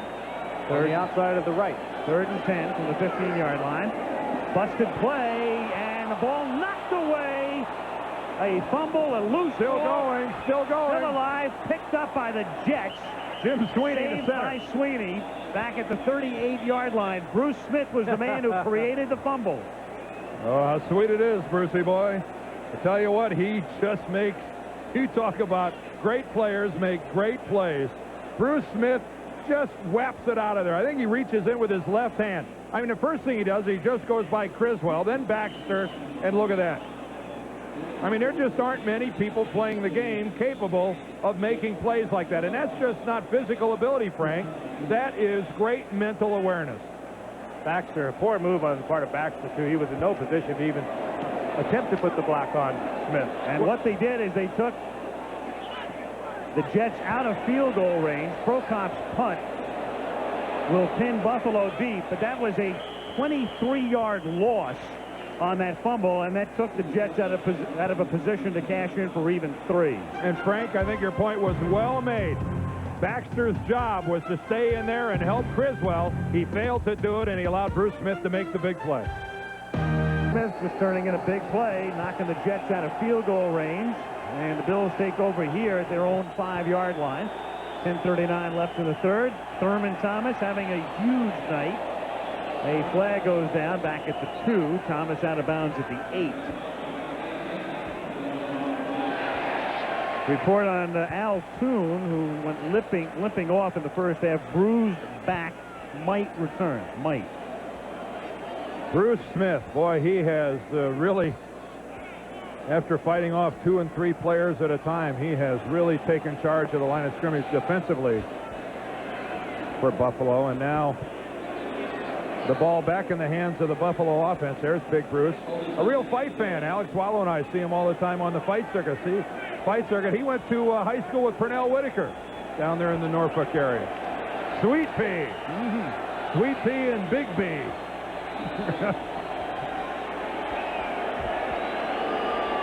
Call was against the Bills for holding.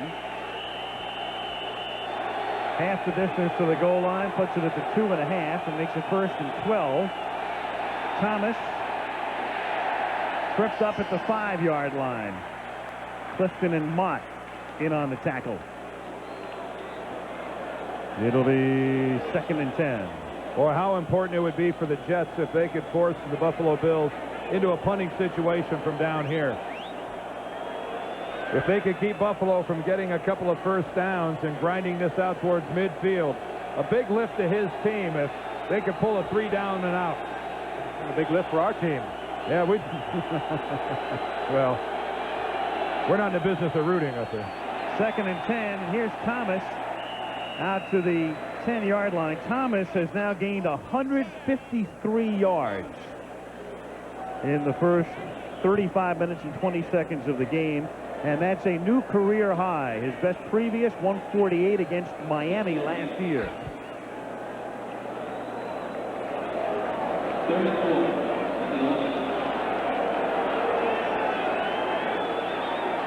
The best this year would be Sammy Smith on opening day for Miami, who ran for 159 yards. 3rd and 4 from the 11. Thomas out past the 20, the 30, and finally knocked down at midfield. John Booty is the man who stops him. We better start thumbing through O.J. Simpson's records. What a night. Just thinking the same thing as I am sure the Juice is as he sits in his hotel across the river in New York tonight. This is the old Redskin counter gap. That's all it is. From behind, look at the right side. There goes Davis and Ballard up through the hole, and what a hole it is. I mean, again, it is this Jet defensive line that when it really counts can't stand in there and play physical football with this huge Buffalo offensive line. They are dominating. 193 yards for Thomas. They fake it to Davis, and then Kelly throws, and he hits Reed, and Reed in turn gets banged down by Brian Washington as he picks up a first down. Well, we were admiring the Jets' JoJo Tonsell a while ago for hanging on to a football, concentrating when he knew he was going to get level. Now, watch Andre Reed. He does exactly the same thing. Coming across, never takes his eyes out of the football. He knows he's going to get popped. He knows it's Washington, and he takes the shot and holds on. I can't think of one thing that I don't love about Andre Reed. What a tremendous receiver. You have to wonder if this isn't one of the top 3 or 4 receivers in the game of football. 1st and 10 from the 35. Thomas is out of the game, and it's Davis giving him a breather. And it doesn't matter as far as the Jets defense is concerned, whether it's 34 or 23 covering, as Hasty makes the tackle. It's exactly the same play. It's exactly the same play that Thurman Thomas just ran. Again, watch Davis and Ballard pull up through the hole. Here comes the house. Clifton way out of position. I mean, we've got Jets running and falling over the top of one another. Right now, this is becoming a bit of an embarrassment for the Jets and their defense. Big mystery tonight might be whether or not Thomas can surpass O.J.'s record. We look it up. 273 yards is the Bills' single-game rushing mark set by Simpson at Detroit in 1976. Here's the same play the other way. Thomas already has 193 yards and picks up about 4 more as he is out of bounds at the 13-yard line. Kyle Clifton makes the tackle. Make it 6 more. And he's closing in on 200. It's 198 for him. This is good hustle. The linebacker hustles to the outside. But again, watch this move by Thomas here. Splitting 2 Jet defenders. He almost popped that loose for the touchdown. A risky one, risking the body, but he picks up an extra 3 or 4 out of it. He's a great runner. 2nd and 5 at the 13-yard line. Thomas to the 9-yard line. Remember, Thomas picked by the Bills in the 2nd round. There was some little question about him when he began his college career at Oklahoma State, but the question in the draft was, how healthy was he? That's true, and I don't think they ever realized what a prize they'd get in terms of receptions. 60 receptions a year ago. Last year, if you recall, in the championship game of the playoff game against Cleveland, Thurman Thomas tied the record by Kellen Winslow for receptions in a playoff game at 13. And what a game he played along with Jim Kelly, only to lose in the final seconds. 3rd and a long yard, and Mueller can't get it. He is stopped just inside the 10. It's going to be 4th and 1. 5.5 minutes to go. Bills lead by 13. Interesting call here for Levy. You go up by more than 2 touchdowns with a chip shot field goal, or do you try to just wrap it up? No, I think you have to do what they're doing, which is kick it. Puts you up 23-7, as Al says. It puts you up by 3 scores. It takes 2 touchdowns and a field goal to catch you. Frank Reich will hold. With the amount of time left in the game, that's a wise move for Buffalo. Scott Norwood will attempt a 28-yard field goal. Reich will hold.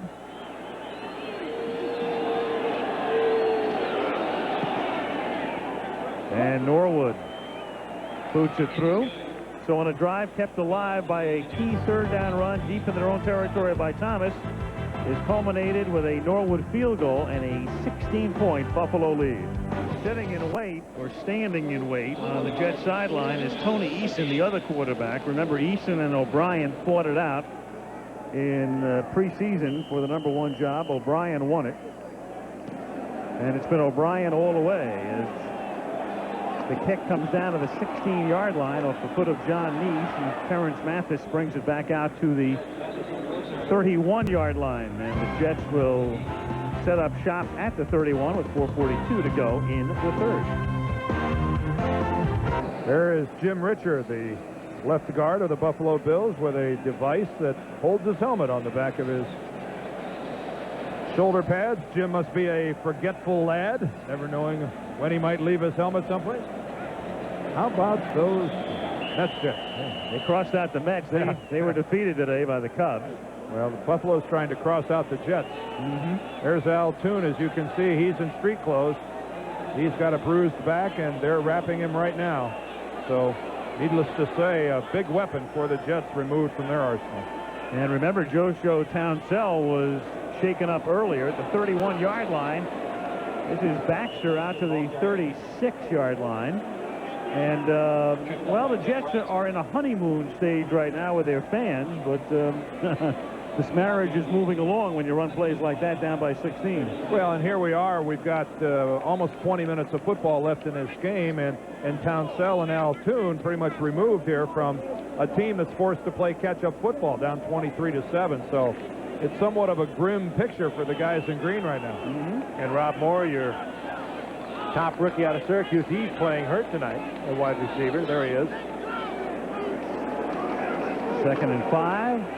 O'Brien, and it's caught out of bounds by Burkett. Couldn't stay in. He was covered by Kirby Jackson. 3rd down. We talked to Bruce Coslett today, and we asked him, what do you do in a situation if O'Brien's not having a good night? How quick a hook do you have? He said, look, I've seen guys be real cold and then get hot in a hurry, and I don't want to do anything to destroy his confidence. Interesting comment, too, on his decision. There was a lot of talk here in the Eastern area, particularly the New York area, about who is going to start for the Jets.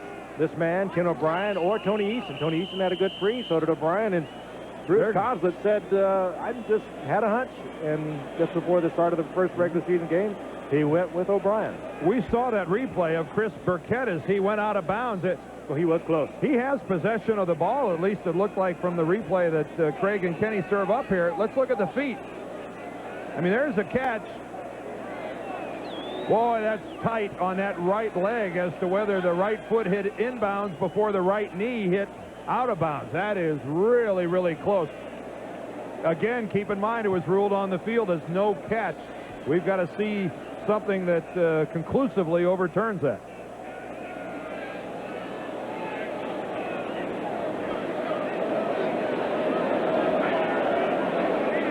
Let's concentrate right here on the right foot and see, is it going to be down back in the field here when he makes the catch? Ooh, it might be, and the left comes down. If they go back and rule that the right foot was down when he makes the catch, it's obvious he gets the left foot down before he gets out of bounds. That may be the point of concentration in looking at this replay. Again, let's look at the right foot, and when does he have possession? Now, the right foot is still down, still down. Yeah, does he have possession before that foot comes up? Stand is called. Incomplete pass, 3rd down. Yeah, I agree with that. That's not indisputable. No, I agree. And I agree with Coslett, too. It really slows things down. How many have we looked at tonight? Well, yeah, but if you're going to have the system in force, I mean, what are you going to do? Just arbitrarily not look? Meanwhile, on what would have been 3rd and 6, this play is blown dead before its inception. False start, 66 offense, 3rd down. It's probably the most controversial thing that's come into football in years, and of course it just barely passed this year and only passed the owners' meeting when they were assured that they would not look at it for more than 2 minutes. That was the reason we have it this year. You can see Dave Cadigan, the right guard, come up out of his stance well in advance of the snap of the ball. And right now, Bruce Coslin must feel like he's driving a car down the freeway and the lug nuts are beginning to come off his tires. 3rd and 10, and O'Brien throws a ground ball over the middle. Might have just lost a wheel. Bennett, that time, made O'Brien pay the price, and the Jets will be forced to kick again. Well, we said at the outset, a very important game for Buffalo, because an impressive performance tonight makes last week seem like an aberration, whereas a loss tonight, everybody would have been wondering. An extremely talented team. Bills go home next week. They'll face Denver. Prokop. Fair catch ball for Chris Hale at the 28-yard line. Buffalo has it there, and we have 3:44. A gorgeous shot. Manhattan. World Trade Center.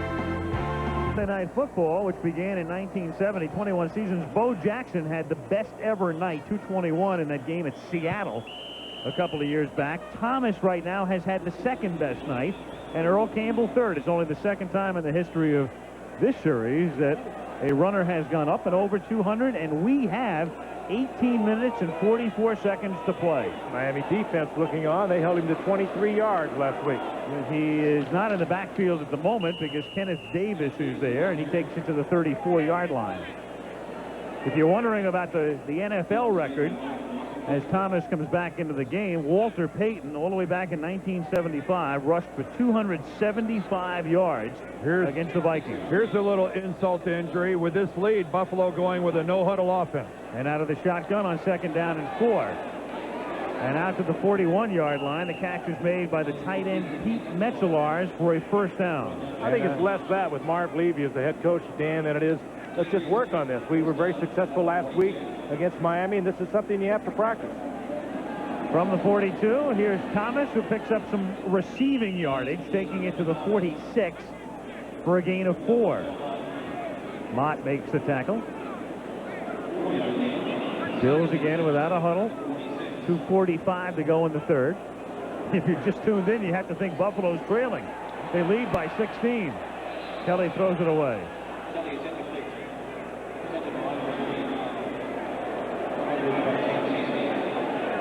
And it will be 3rd down and 6.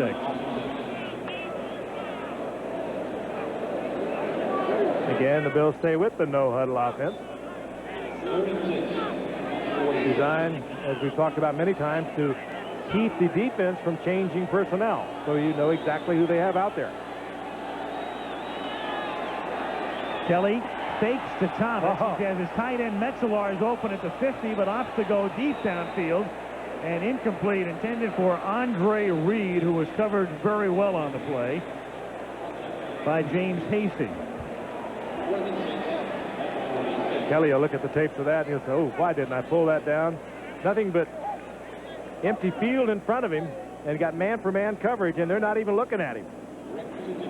Hard to imagine that Jim Kelly couldn't have run for at least 15 yards.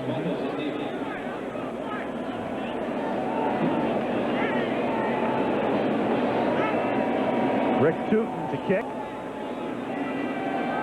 Terrence Mathis back for the Jets. Fair catch signal. Jets have it at the 23 with 2 minutes and 24 seconds remaining. Well, one thing about the Jets, even if they go down in this one and they'd be 1-2, they have about as soft a schedule as you could possibly imagine. That's one of the benefits of finishing last in a given season. The following year, they make it easy for you in terms of facing opponents. And the Jets this season will do something that hasn't been done in terms of the schedule in the history of the league, and we'll get to it in a second. At the 23-yard line as O'Brien goes back. Did that hit the official? Sure it did. Yes, it did. And that kind of night for the Jets. I think that hit umpire Rex Stewart. Well, Chris Burkett was coming across the middle. He got buffeted around, and all of a sudden O'Brien had to try to throw the short pass. Stewart plays in the half-dollar defense here. There's Burkett. He almost gets knocked off stride, number 87. Right on the, I think is that subject to review? So,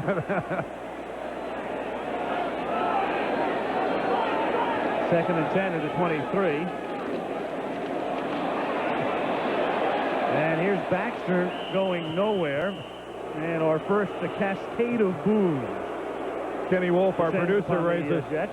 Kenny Wolf, our producer, raises a good point. He said the umpire looks like Christian Okoye in stripes. That's right.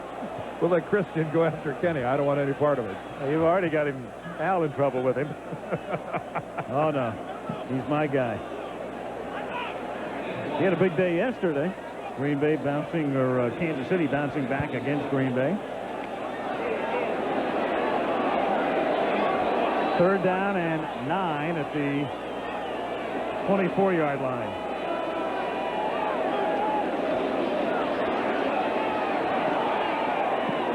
And O'Brien converts as he hits Chris Burkett for a first down out at the 41-yard line.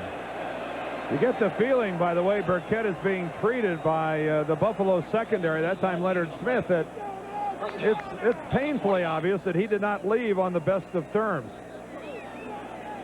Watch him break to the outside. The first guy there was Nate Odoms, and then in comes Leonard Smith, who attempts to decapitate Burkett. Under a minute remaining in the third now. Buffalo up by 16. O'Brien has time and hits the open man. Mark Boyer, the tight end, at the Buffalo 45. Oh, that time, good pass protection for Kenny O'Brien. The blitz on by the Buffalo Bills, and they picked it up, gave O'Brien time to find the receiver. Mike Haight goes limping off. Good protection. And the man who really provided a good shot was Blair Thomas. He stepped up, and the rookie put the block on the linebacker that gave O'Brien the time to deliver. Haight out. No one can throw the ball like O'Brien when he has the time. Dave's a Watson in. Little toss. Thomas to the 40-yard line. Picks up 4, and that will do it for the third quarter. And we'll go to the fourth with Buffalo leading New York by 16. We'll return after this word from our ABC station. Started to mention earlier about the Jets and their soft schedule. They are the first team in the league since '73 not scheduled to play any teams that won 10 or more games the previous year. That's how soft the schedule is.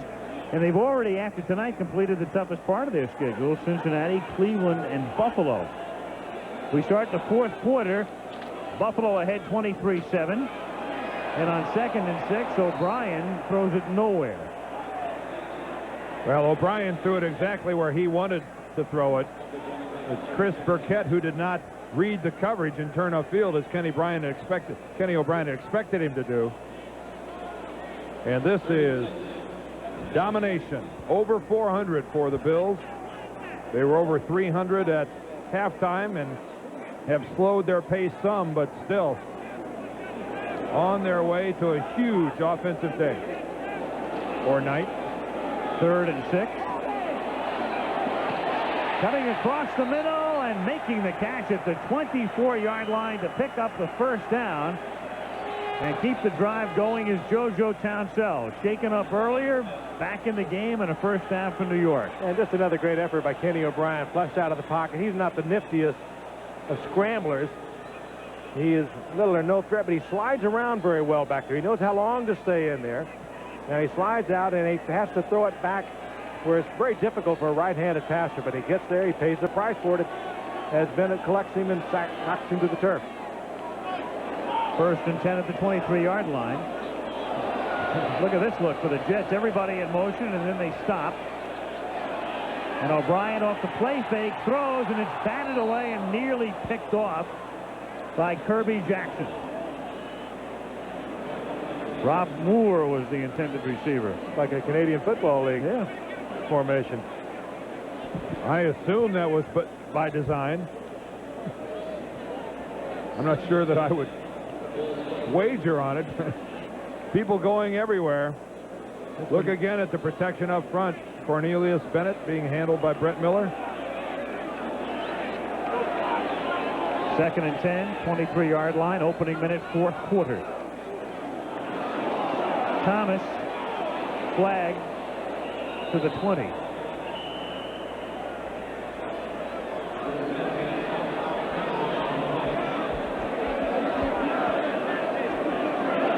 Against the Jets.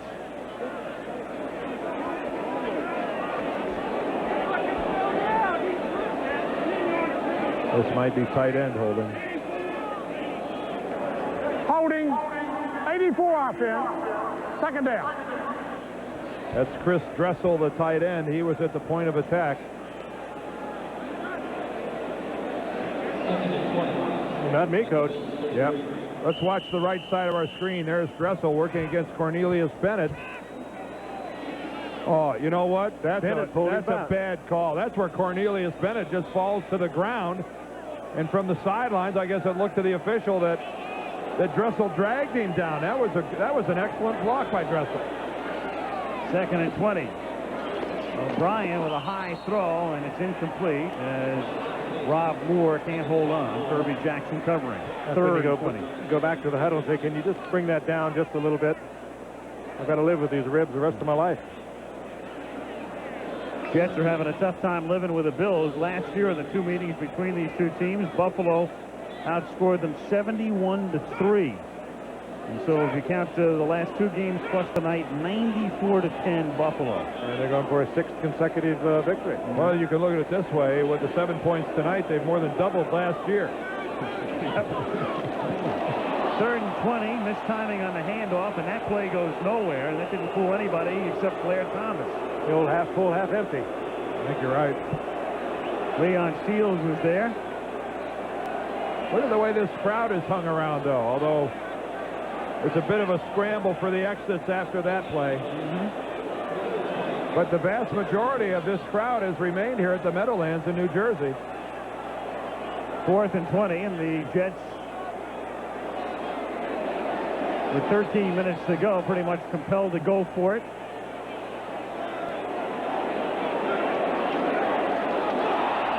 Oh, this will make them down. Oh, and they automatic to that. Yeah, they were going to run a quarterback sneak. Ooh, that's tough. Open up the exits.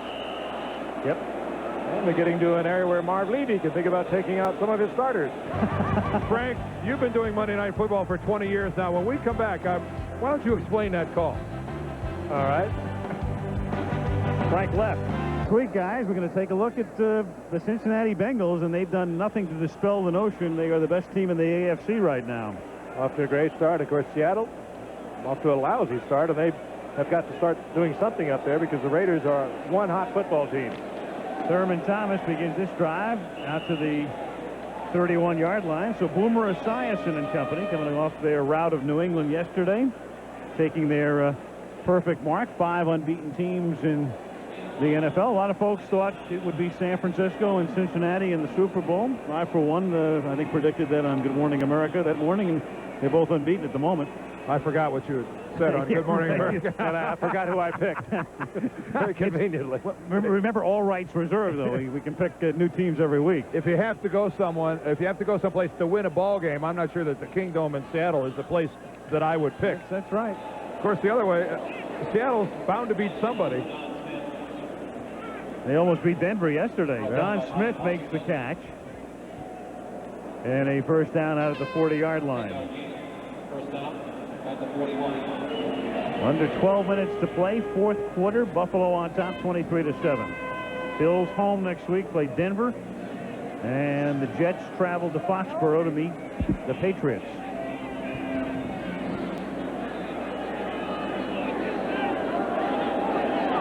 First and 10 Bills up at the 41.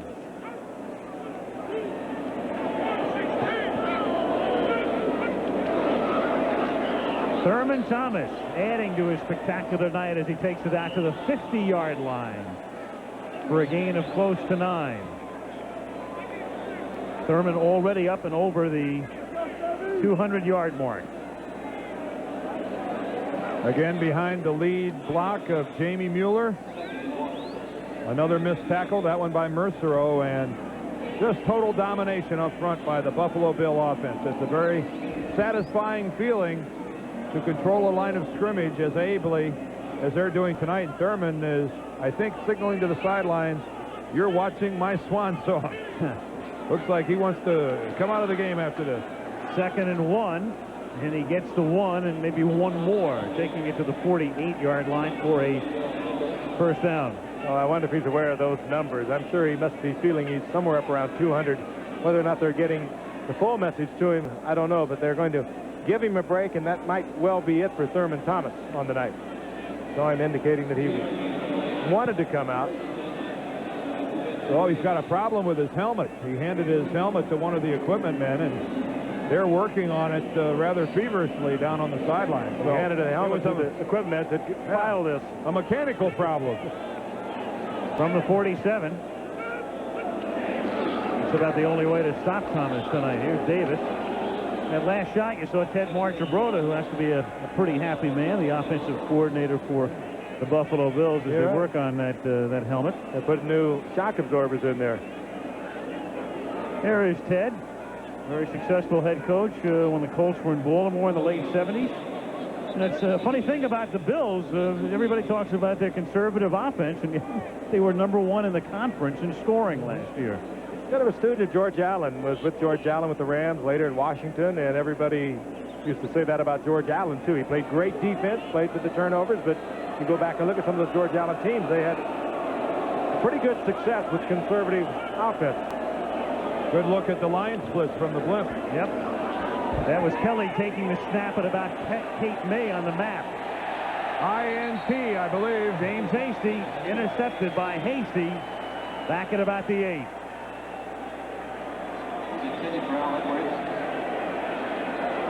Jim Kelly under some real pressure. I think Scott Mercereau comes around on a line stunt. Watch Mercereau. He's lined up right over the center. Now he's going to loop around to the outside, and he comes around unblocked. Kelly kind of off balance, not able to stride into the ball. Throws one that goes a little too high and a little too short. James Hasty just doesn't have a tough time making a play on that ball. Al Edwards was the receiver that wasn't able to come back and react. Is there any life left in the green jerseys? If they've got any, they better show it here. 9:08 to go. 1st and 10 at the 7. Buffalo ahead 23-7. O'Brien hits Townsell.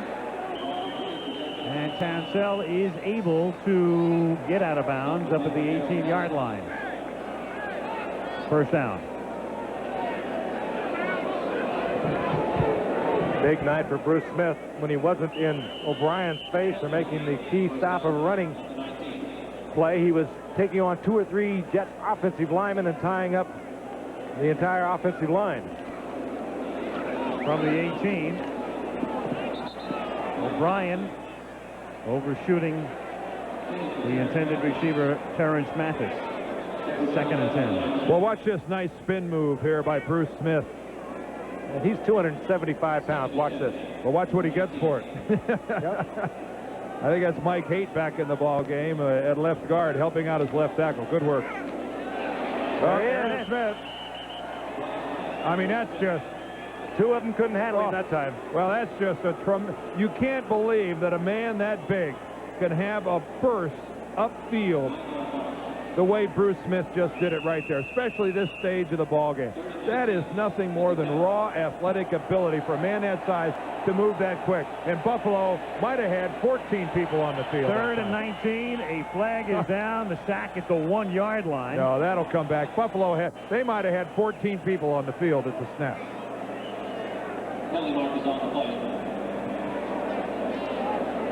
If they get flagged for 12, that's a break. Delay of game, 12 men on defense.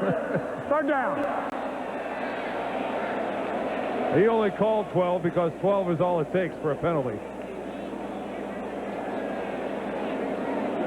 If they tacked on an extra 5 yards for every man on the field, that'd have been a 20-yard penalty, I think.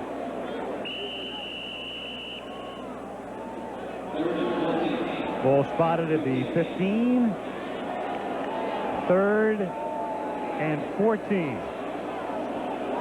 8:23 left in the 4th.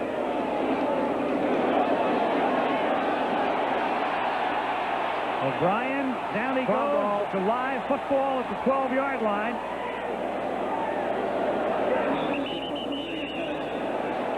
Buffalo.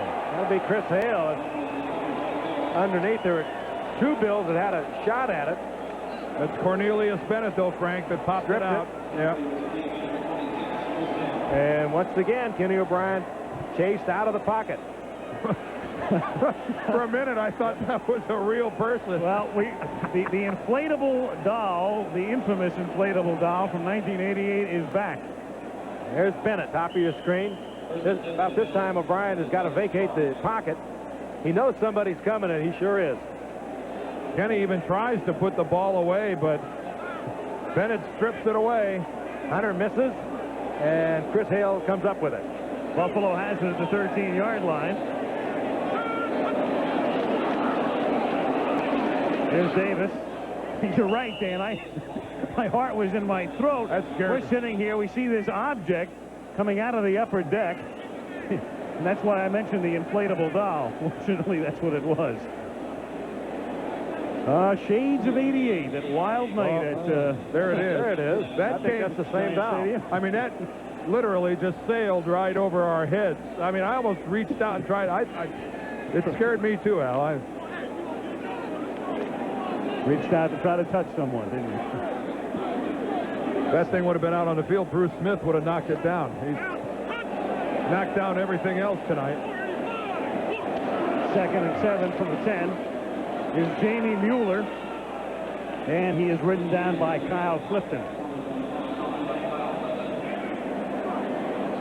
Well, it's clearly a much better behaved crowd than we saw here 2 years ago, and Because they've left. yes, well, most of them left in '88, but The rest of them at barbecues.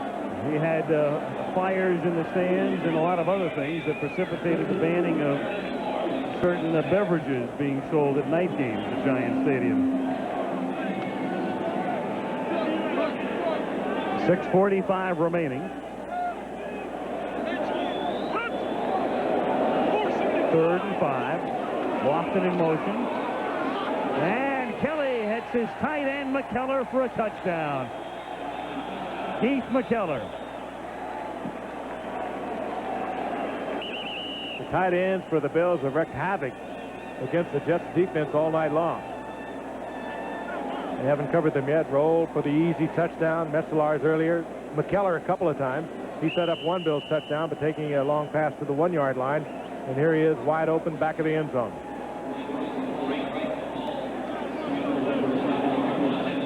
I think that might be it for Mr. Kelly. I think that'll do it. What a difference a week makes, because last week it was Miami 30, Buffalo 7. And 1 week later, it is Buffalo 30 and New York 7. 6:34 to go at Giant Stadium. Look at me, I'm wide open. Blimp hovering above Giant Stadium, and you can see off to the left the traffic beginning to build as the crowd exits. One of those rare Is that weekends, when both the Giants and the Jets were playing here. With quite dissimilar results for the home folks. Giants very impressive yesterday, 20-3. By the way, what's the latest, Frank, on Lawrence Taylor, who was injured on the final play of the game yesterday? I slipped down to the coach's room where Bill Parcells, the Giants coach, was looking at tape of the Washington-Dallas game. Dallas, of course, coming up for them, and said they feel a little better about it than yesterday. Still an iffy situation for Dallas, but I got the feel from Bill Parcells it wasn't quite as serious as they thought it was. So we could see him this week, and then the Giants have next week off. Mathis brings the kick back out to the 39-yard line. Jets will have it there with 6:25 remaining. Deerdorf estranged the brother. Yeah, that's what it. There's the sign. Wonder if he's got a job. Nice ears. Oh, thanks. You're looking live at Double D. Meanwhile, we were talking about Lawrence Taylor. Here was the play yesterday. Game was over at that point. Final play of the game. Giants were ahead by 17, and he went limping off. After talking to Paul Parcells about Lawrence Taylor, and I talked to some of the assistant coaches, one of them said, we don't know how long he'll be gone because he's not like anyone else.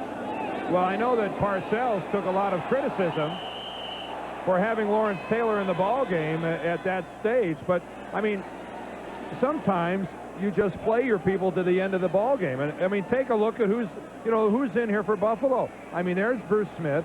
Cornelius Bennett is still in this ball game. Shane Conlon is still in this ball game.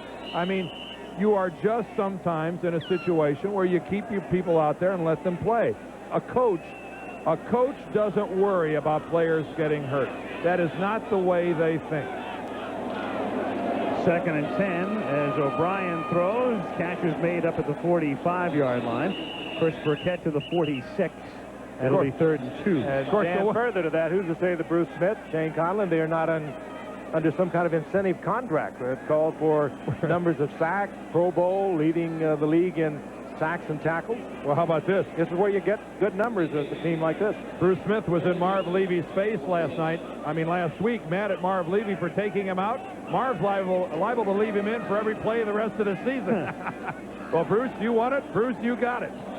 Burkett makes the catch, and that's a first down for New York at the 47. Remember, last week, Kelly was out of the game. He took out the first unit offense.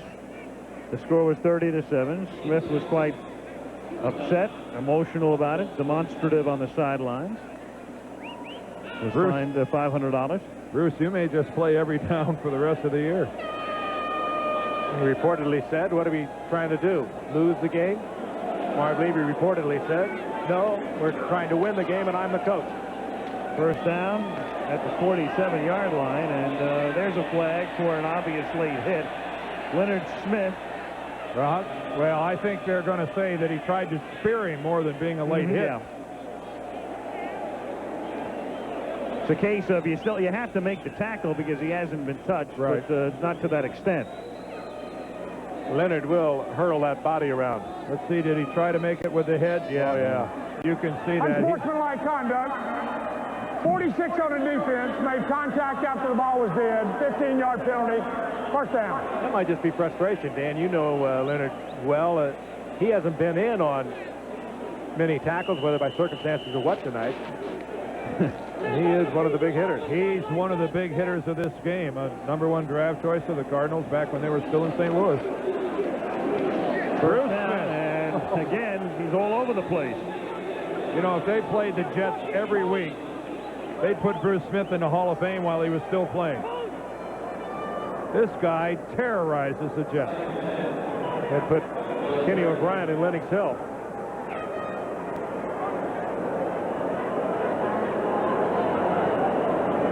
.4:53 to go.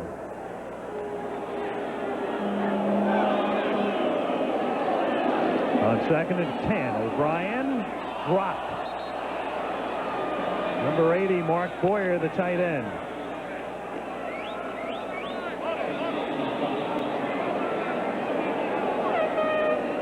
It'll be 3rd and 10. Boyer, a big tight end, 242 pounds, and that's what the Jets were looking for when they let Mickey Schuler go, figuring that Boyer was a much better blocker than Schuler. And they picked up Doug Wellsand from Cincinnati on waivers, another big tight end. So they have the big 3 tight ends, and Johnson likes to go with the 3 tight end offense. On 3rd and 10, they pick up only about 4, but a nice effort by Boyer to try to get something out of it on the short pattern. Meanwhile, there's the key man tonight, Thurman Thomas. Among other things, he is now the leading rusher in the league after 3 weeks. Those are his numbers for tonight. There it is. Bobby Humphrey, 2nd. McCoy, 3rd. Anderson and Butts. 4 out of the top 5 in the AFC. Jets going for it on 4th and 6. And it is incomplete as Blair Thomas could not make the catch on the ball that hits the turf. And so Buffalo will take over with 4:04 remaining. And I think Bruce Coslet and the Jets are just facing reality. They've made tremendous changes in this team. 21 new faces on a 47-man roster. They've gone with youth. We were just talking about tight end Mickey Schuler playing good for the Philadelphia Eagles. He is gone because he didn't fit the system. So they made a lot of changes. They changed the offense numerically. They changed in every way. And, of course, coming off a big high, beating Cleveland last week, I think he probably anticipated more tonight. But, quite frankly, the Bills are a good football team, capable of being a great football team, and they played that way tonight. Well, here's Frank Reich, who always seems to come in with a score 30-7. Jamie Mueller picks up 3. We saw Frank Reich last year. We saw Reich pull a major upset last year. The Los Angeles Rams. He won 3 games in substituting for the injured Jim Kelly. And you're right, this makes 2 weeks in a row where Frank Reich comes in when it's 30-7. I think he finds this a much more ideal situation. So does Levy. Kelly on the sideline. Good numbers. Talked to him earlier. He said all we have to do to get rid of all the conversation, all the talk about bickering is go out and play a big game. And they've done that. 2nd and 6. Kenneth Davis picks up a hard yard to make it 3rd and 5 as the clock ticks down to 3 minutes left in the 4th quarter. 30-7 Buffalo. Marv Levy, he of the Phi Beta Kappa Chi, co-college graduate.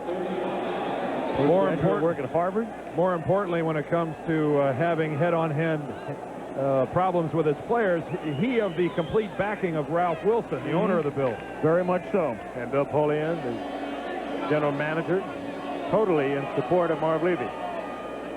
Ralph Wilson, who has owned the Bills since day one, in attendance here tonight on 3rd down and 5.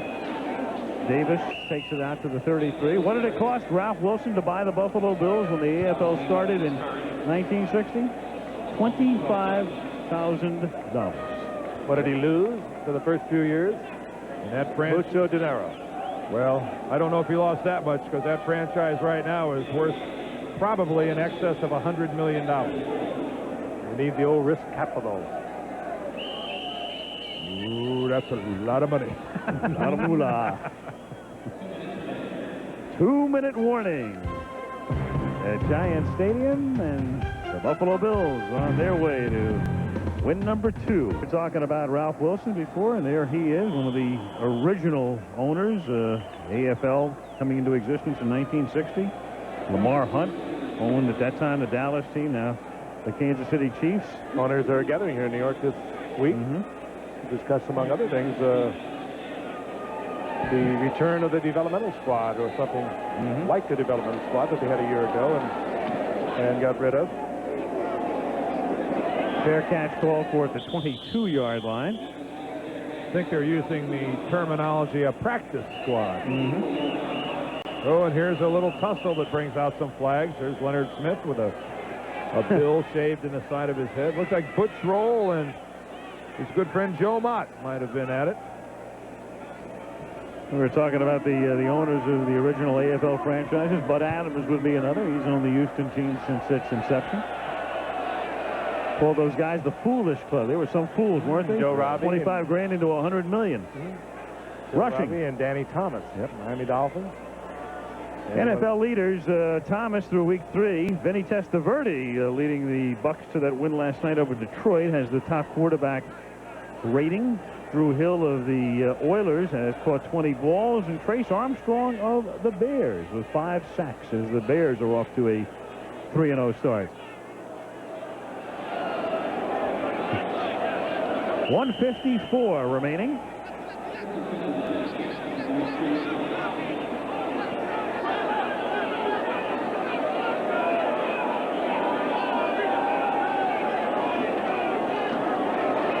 Baxter, and he gets dragged down after a pickup of a couple. Mark Pike in on the stop. Reminder, coming up on ABC's College of Football regional action this week, Todd Marinovich and USC trying to rebound against the Buckeyes of Ohio State. At Columbus, some of you will see Ty Detmer, another tremendous day against San Diego State on Saturday, facing Oregon this week. Then we'll be at the Kingdome where the unbeaten Bengals take on the Seattle Seahawks on Monday Night Football a week from tonight at 9 Eastern Time. Meanwhile, we have a Buffalo Bill that's injured over at the 40-yard line. I believe that's Dwight Drain, one of their defensive backs. And boy, what a tragedy to have someone hurt at any time, but here especially under 2 minutes left in a ball game. They're obviously looking at the leg.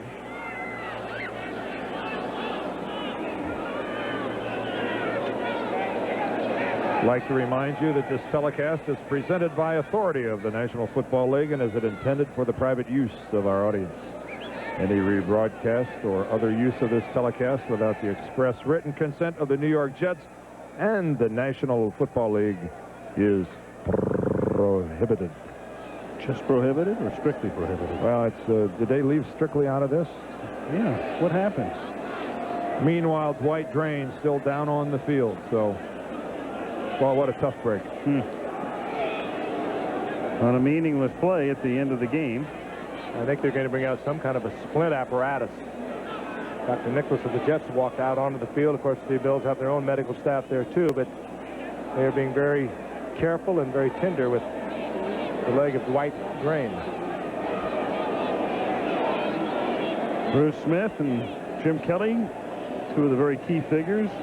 Cornelius Bennett, Nate Odoms as well. I'm sure all those guys unaware of the fact that on the other side of the field, one of their teammates is in trouble.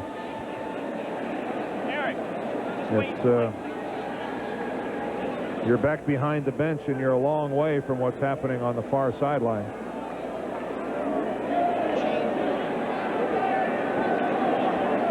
So Dwight Drain is the injured Buffalo Bill. 1 minute and 38 seconds remaining in this one as Buffalo gets set to take a 2-1 mark home next week against the Denver Broncos. And the way they've rebounded from the Miami loss has been rather extraordinary. It's what they talked about doing when we met with them today. Coach Marv Levy, Jim Kelly. It'll be interesting to see what develops over the year as we look down the line. We see them again against Houston later on in November. But they will all tell you, and they believe it. And they made a believer out of a lot of people tonight that they have great talent on this team. They just need something to bring it together. And a lot of times, adversity early on in the season can pull a team together. Well, it will end on a sour note here for the Bills because of what you're watching take place. The injury to Dwight Drain, quite clearly more than a minor injury. Drain, the defensive back, plays in the nickel and the dime for them. See if we can discover what happened here on that particular play. Watch this right here. This is Dwight Drain. Now let's watch him as his right leg, I think, gets caught, or is that his left leg that gets caught underneath there?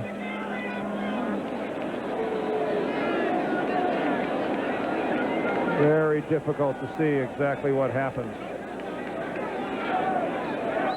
But you can see at that point right there, Drain trying to crawl out in pain.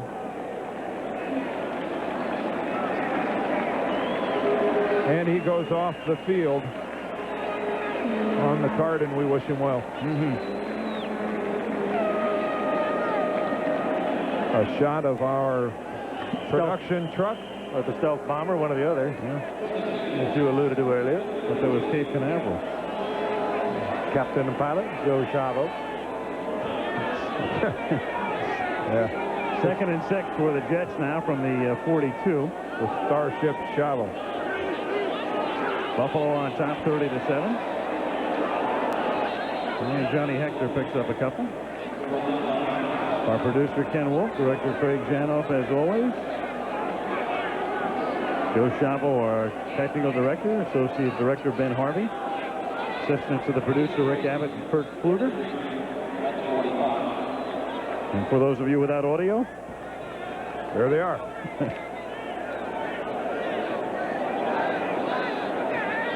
Bob Simon, Dennis Zabo, Jim Licata, Steve Hurd, our non-Perel director of information, and to our guys upstairs, Malibu Kelly Hayes and George Hill.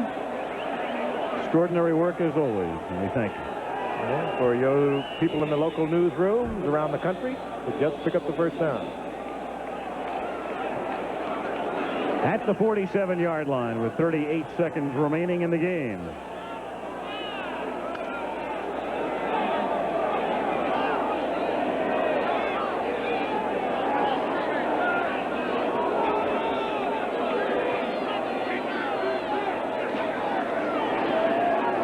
Hector.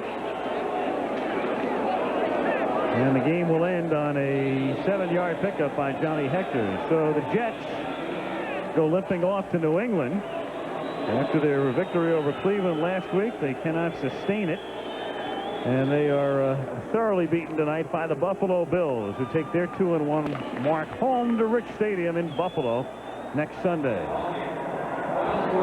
Very impressive performance by the Bills. Interesting the score compared to last week. Sure. They lost to Miami by the same score. And I think we can say that Marv Levy has reestablished control of the sometimes turbulent Buffalo Bills squad. He flexed his muscles. He got in a bit of a skirmish with some of his players, and Marv Levy comes out on top and in command. I am the coach. Yep. He departs with a big smile. As the Bills win it 30-7, Al Michaels, Frank Gifford, Dan Dierdorf. We'll talk to you next Monday night from Seattle, the Bengals and the Seahawks. Sports were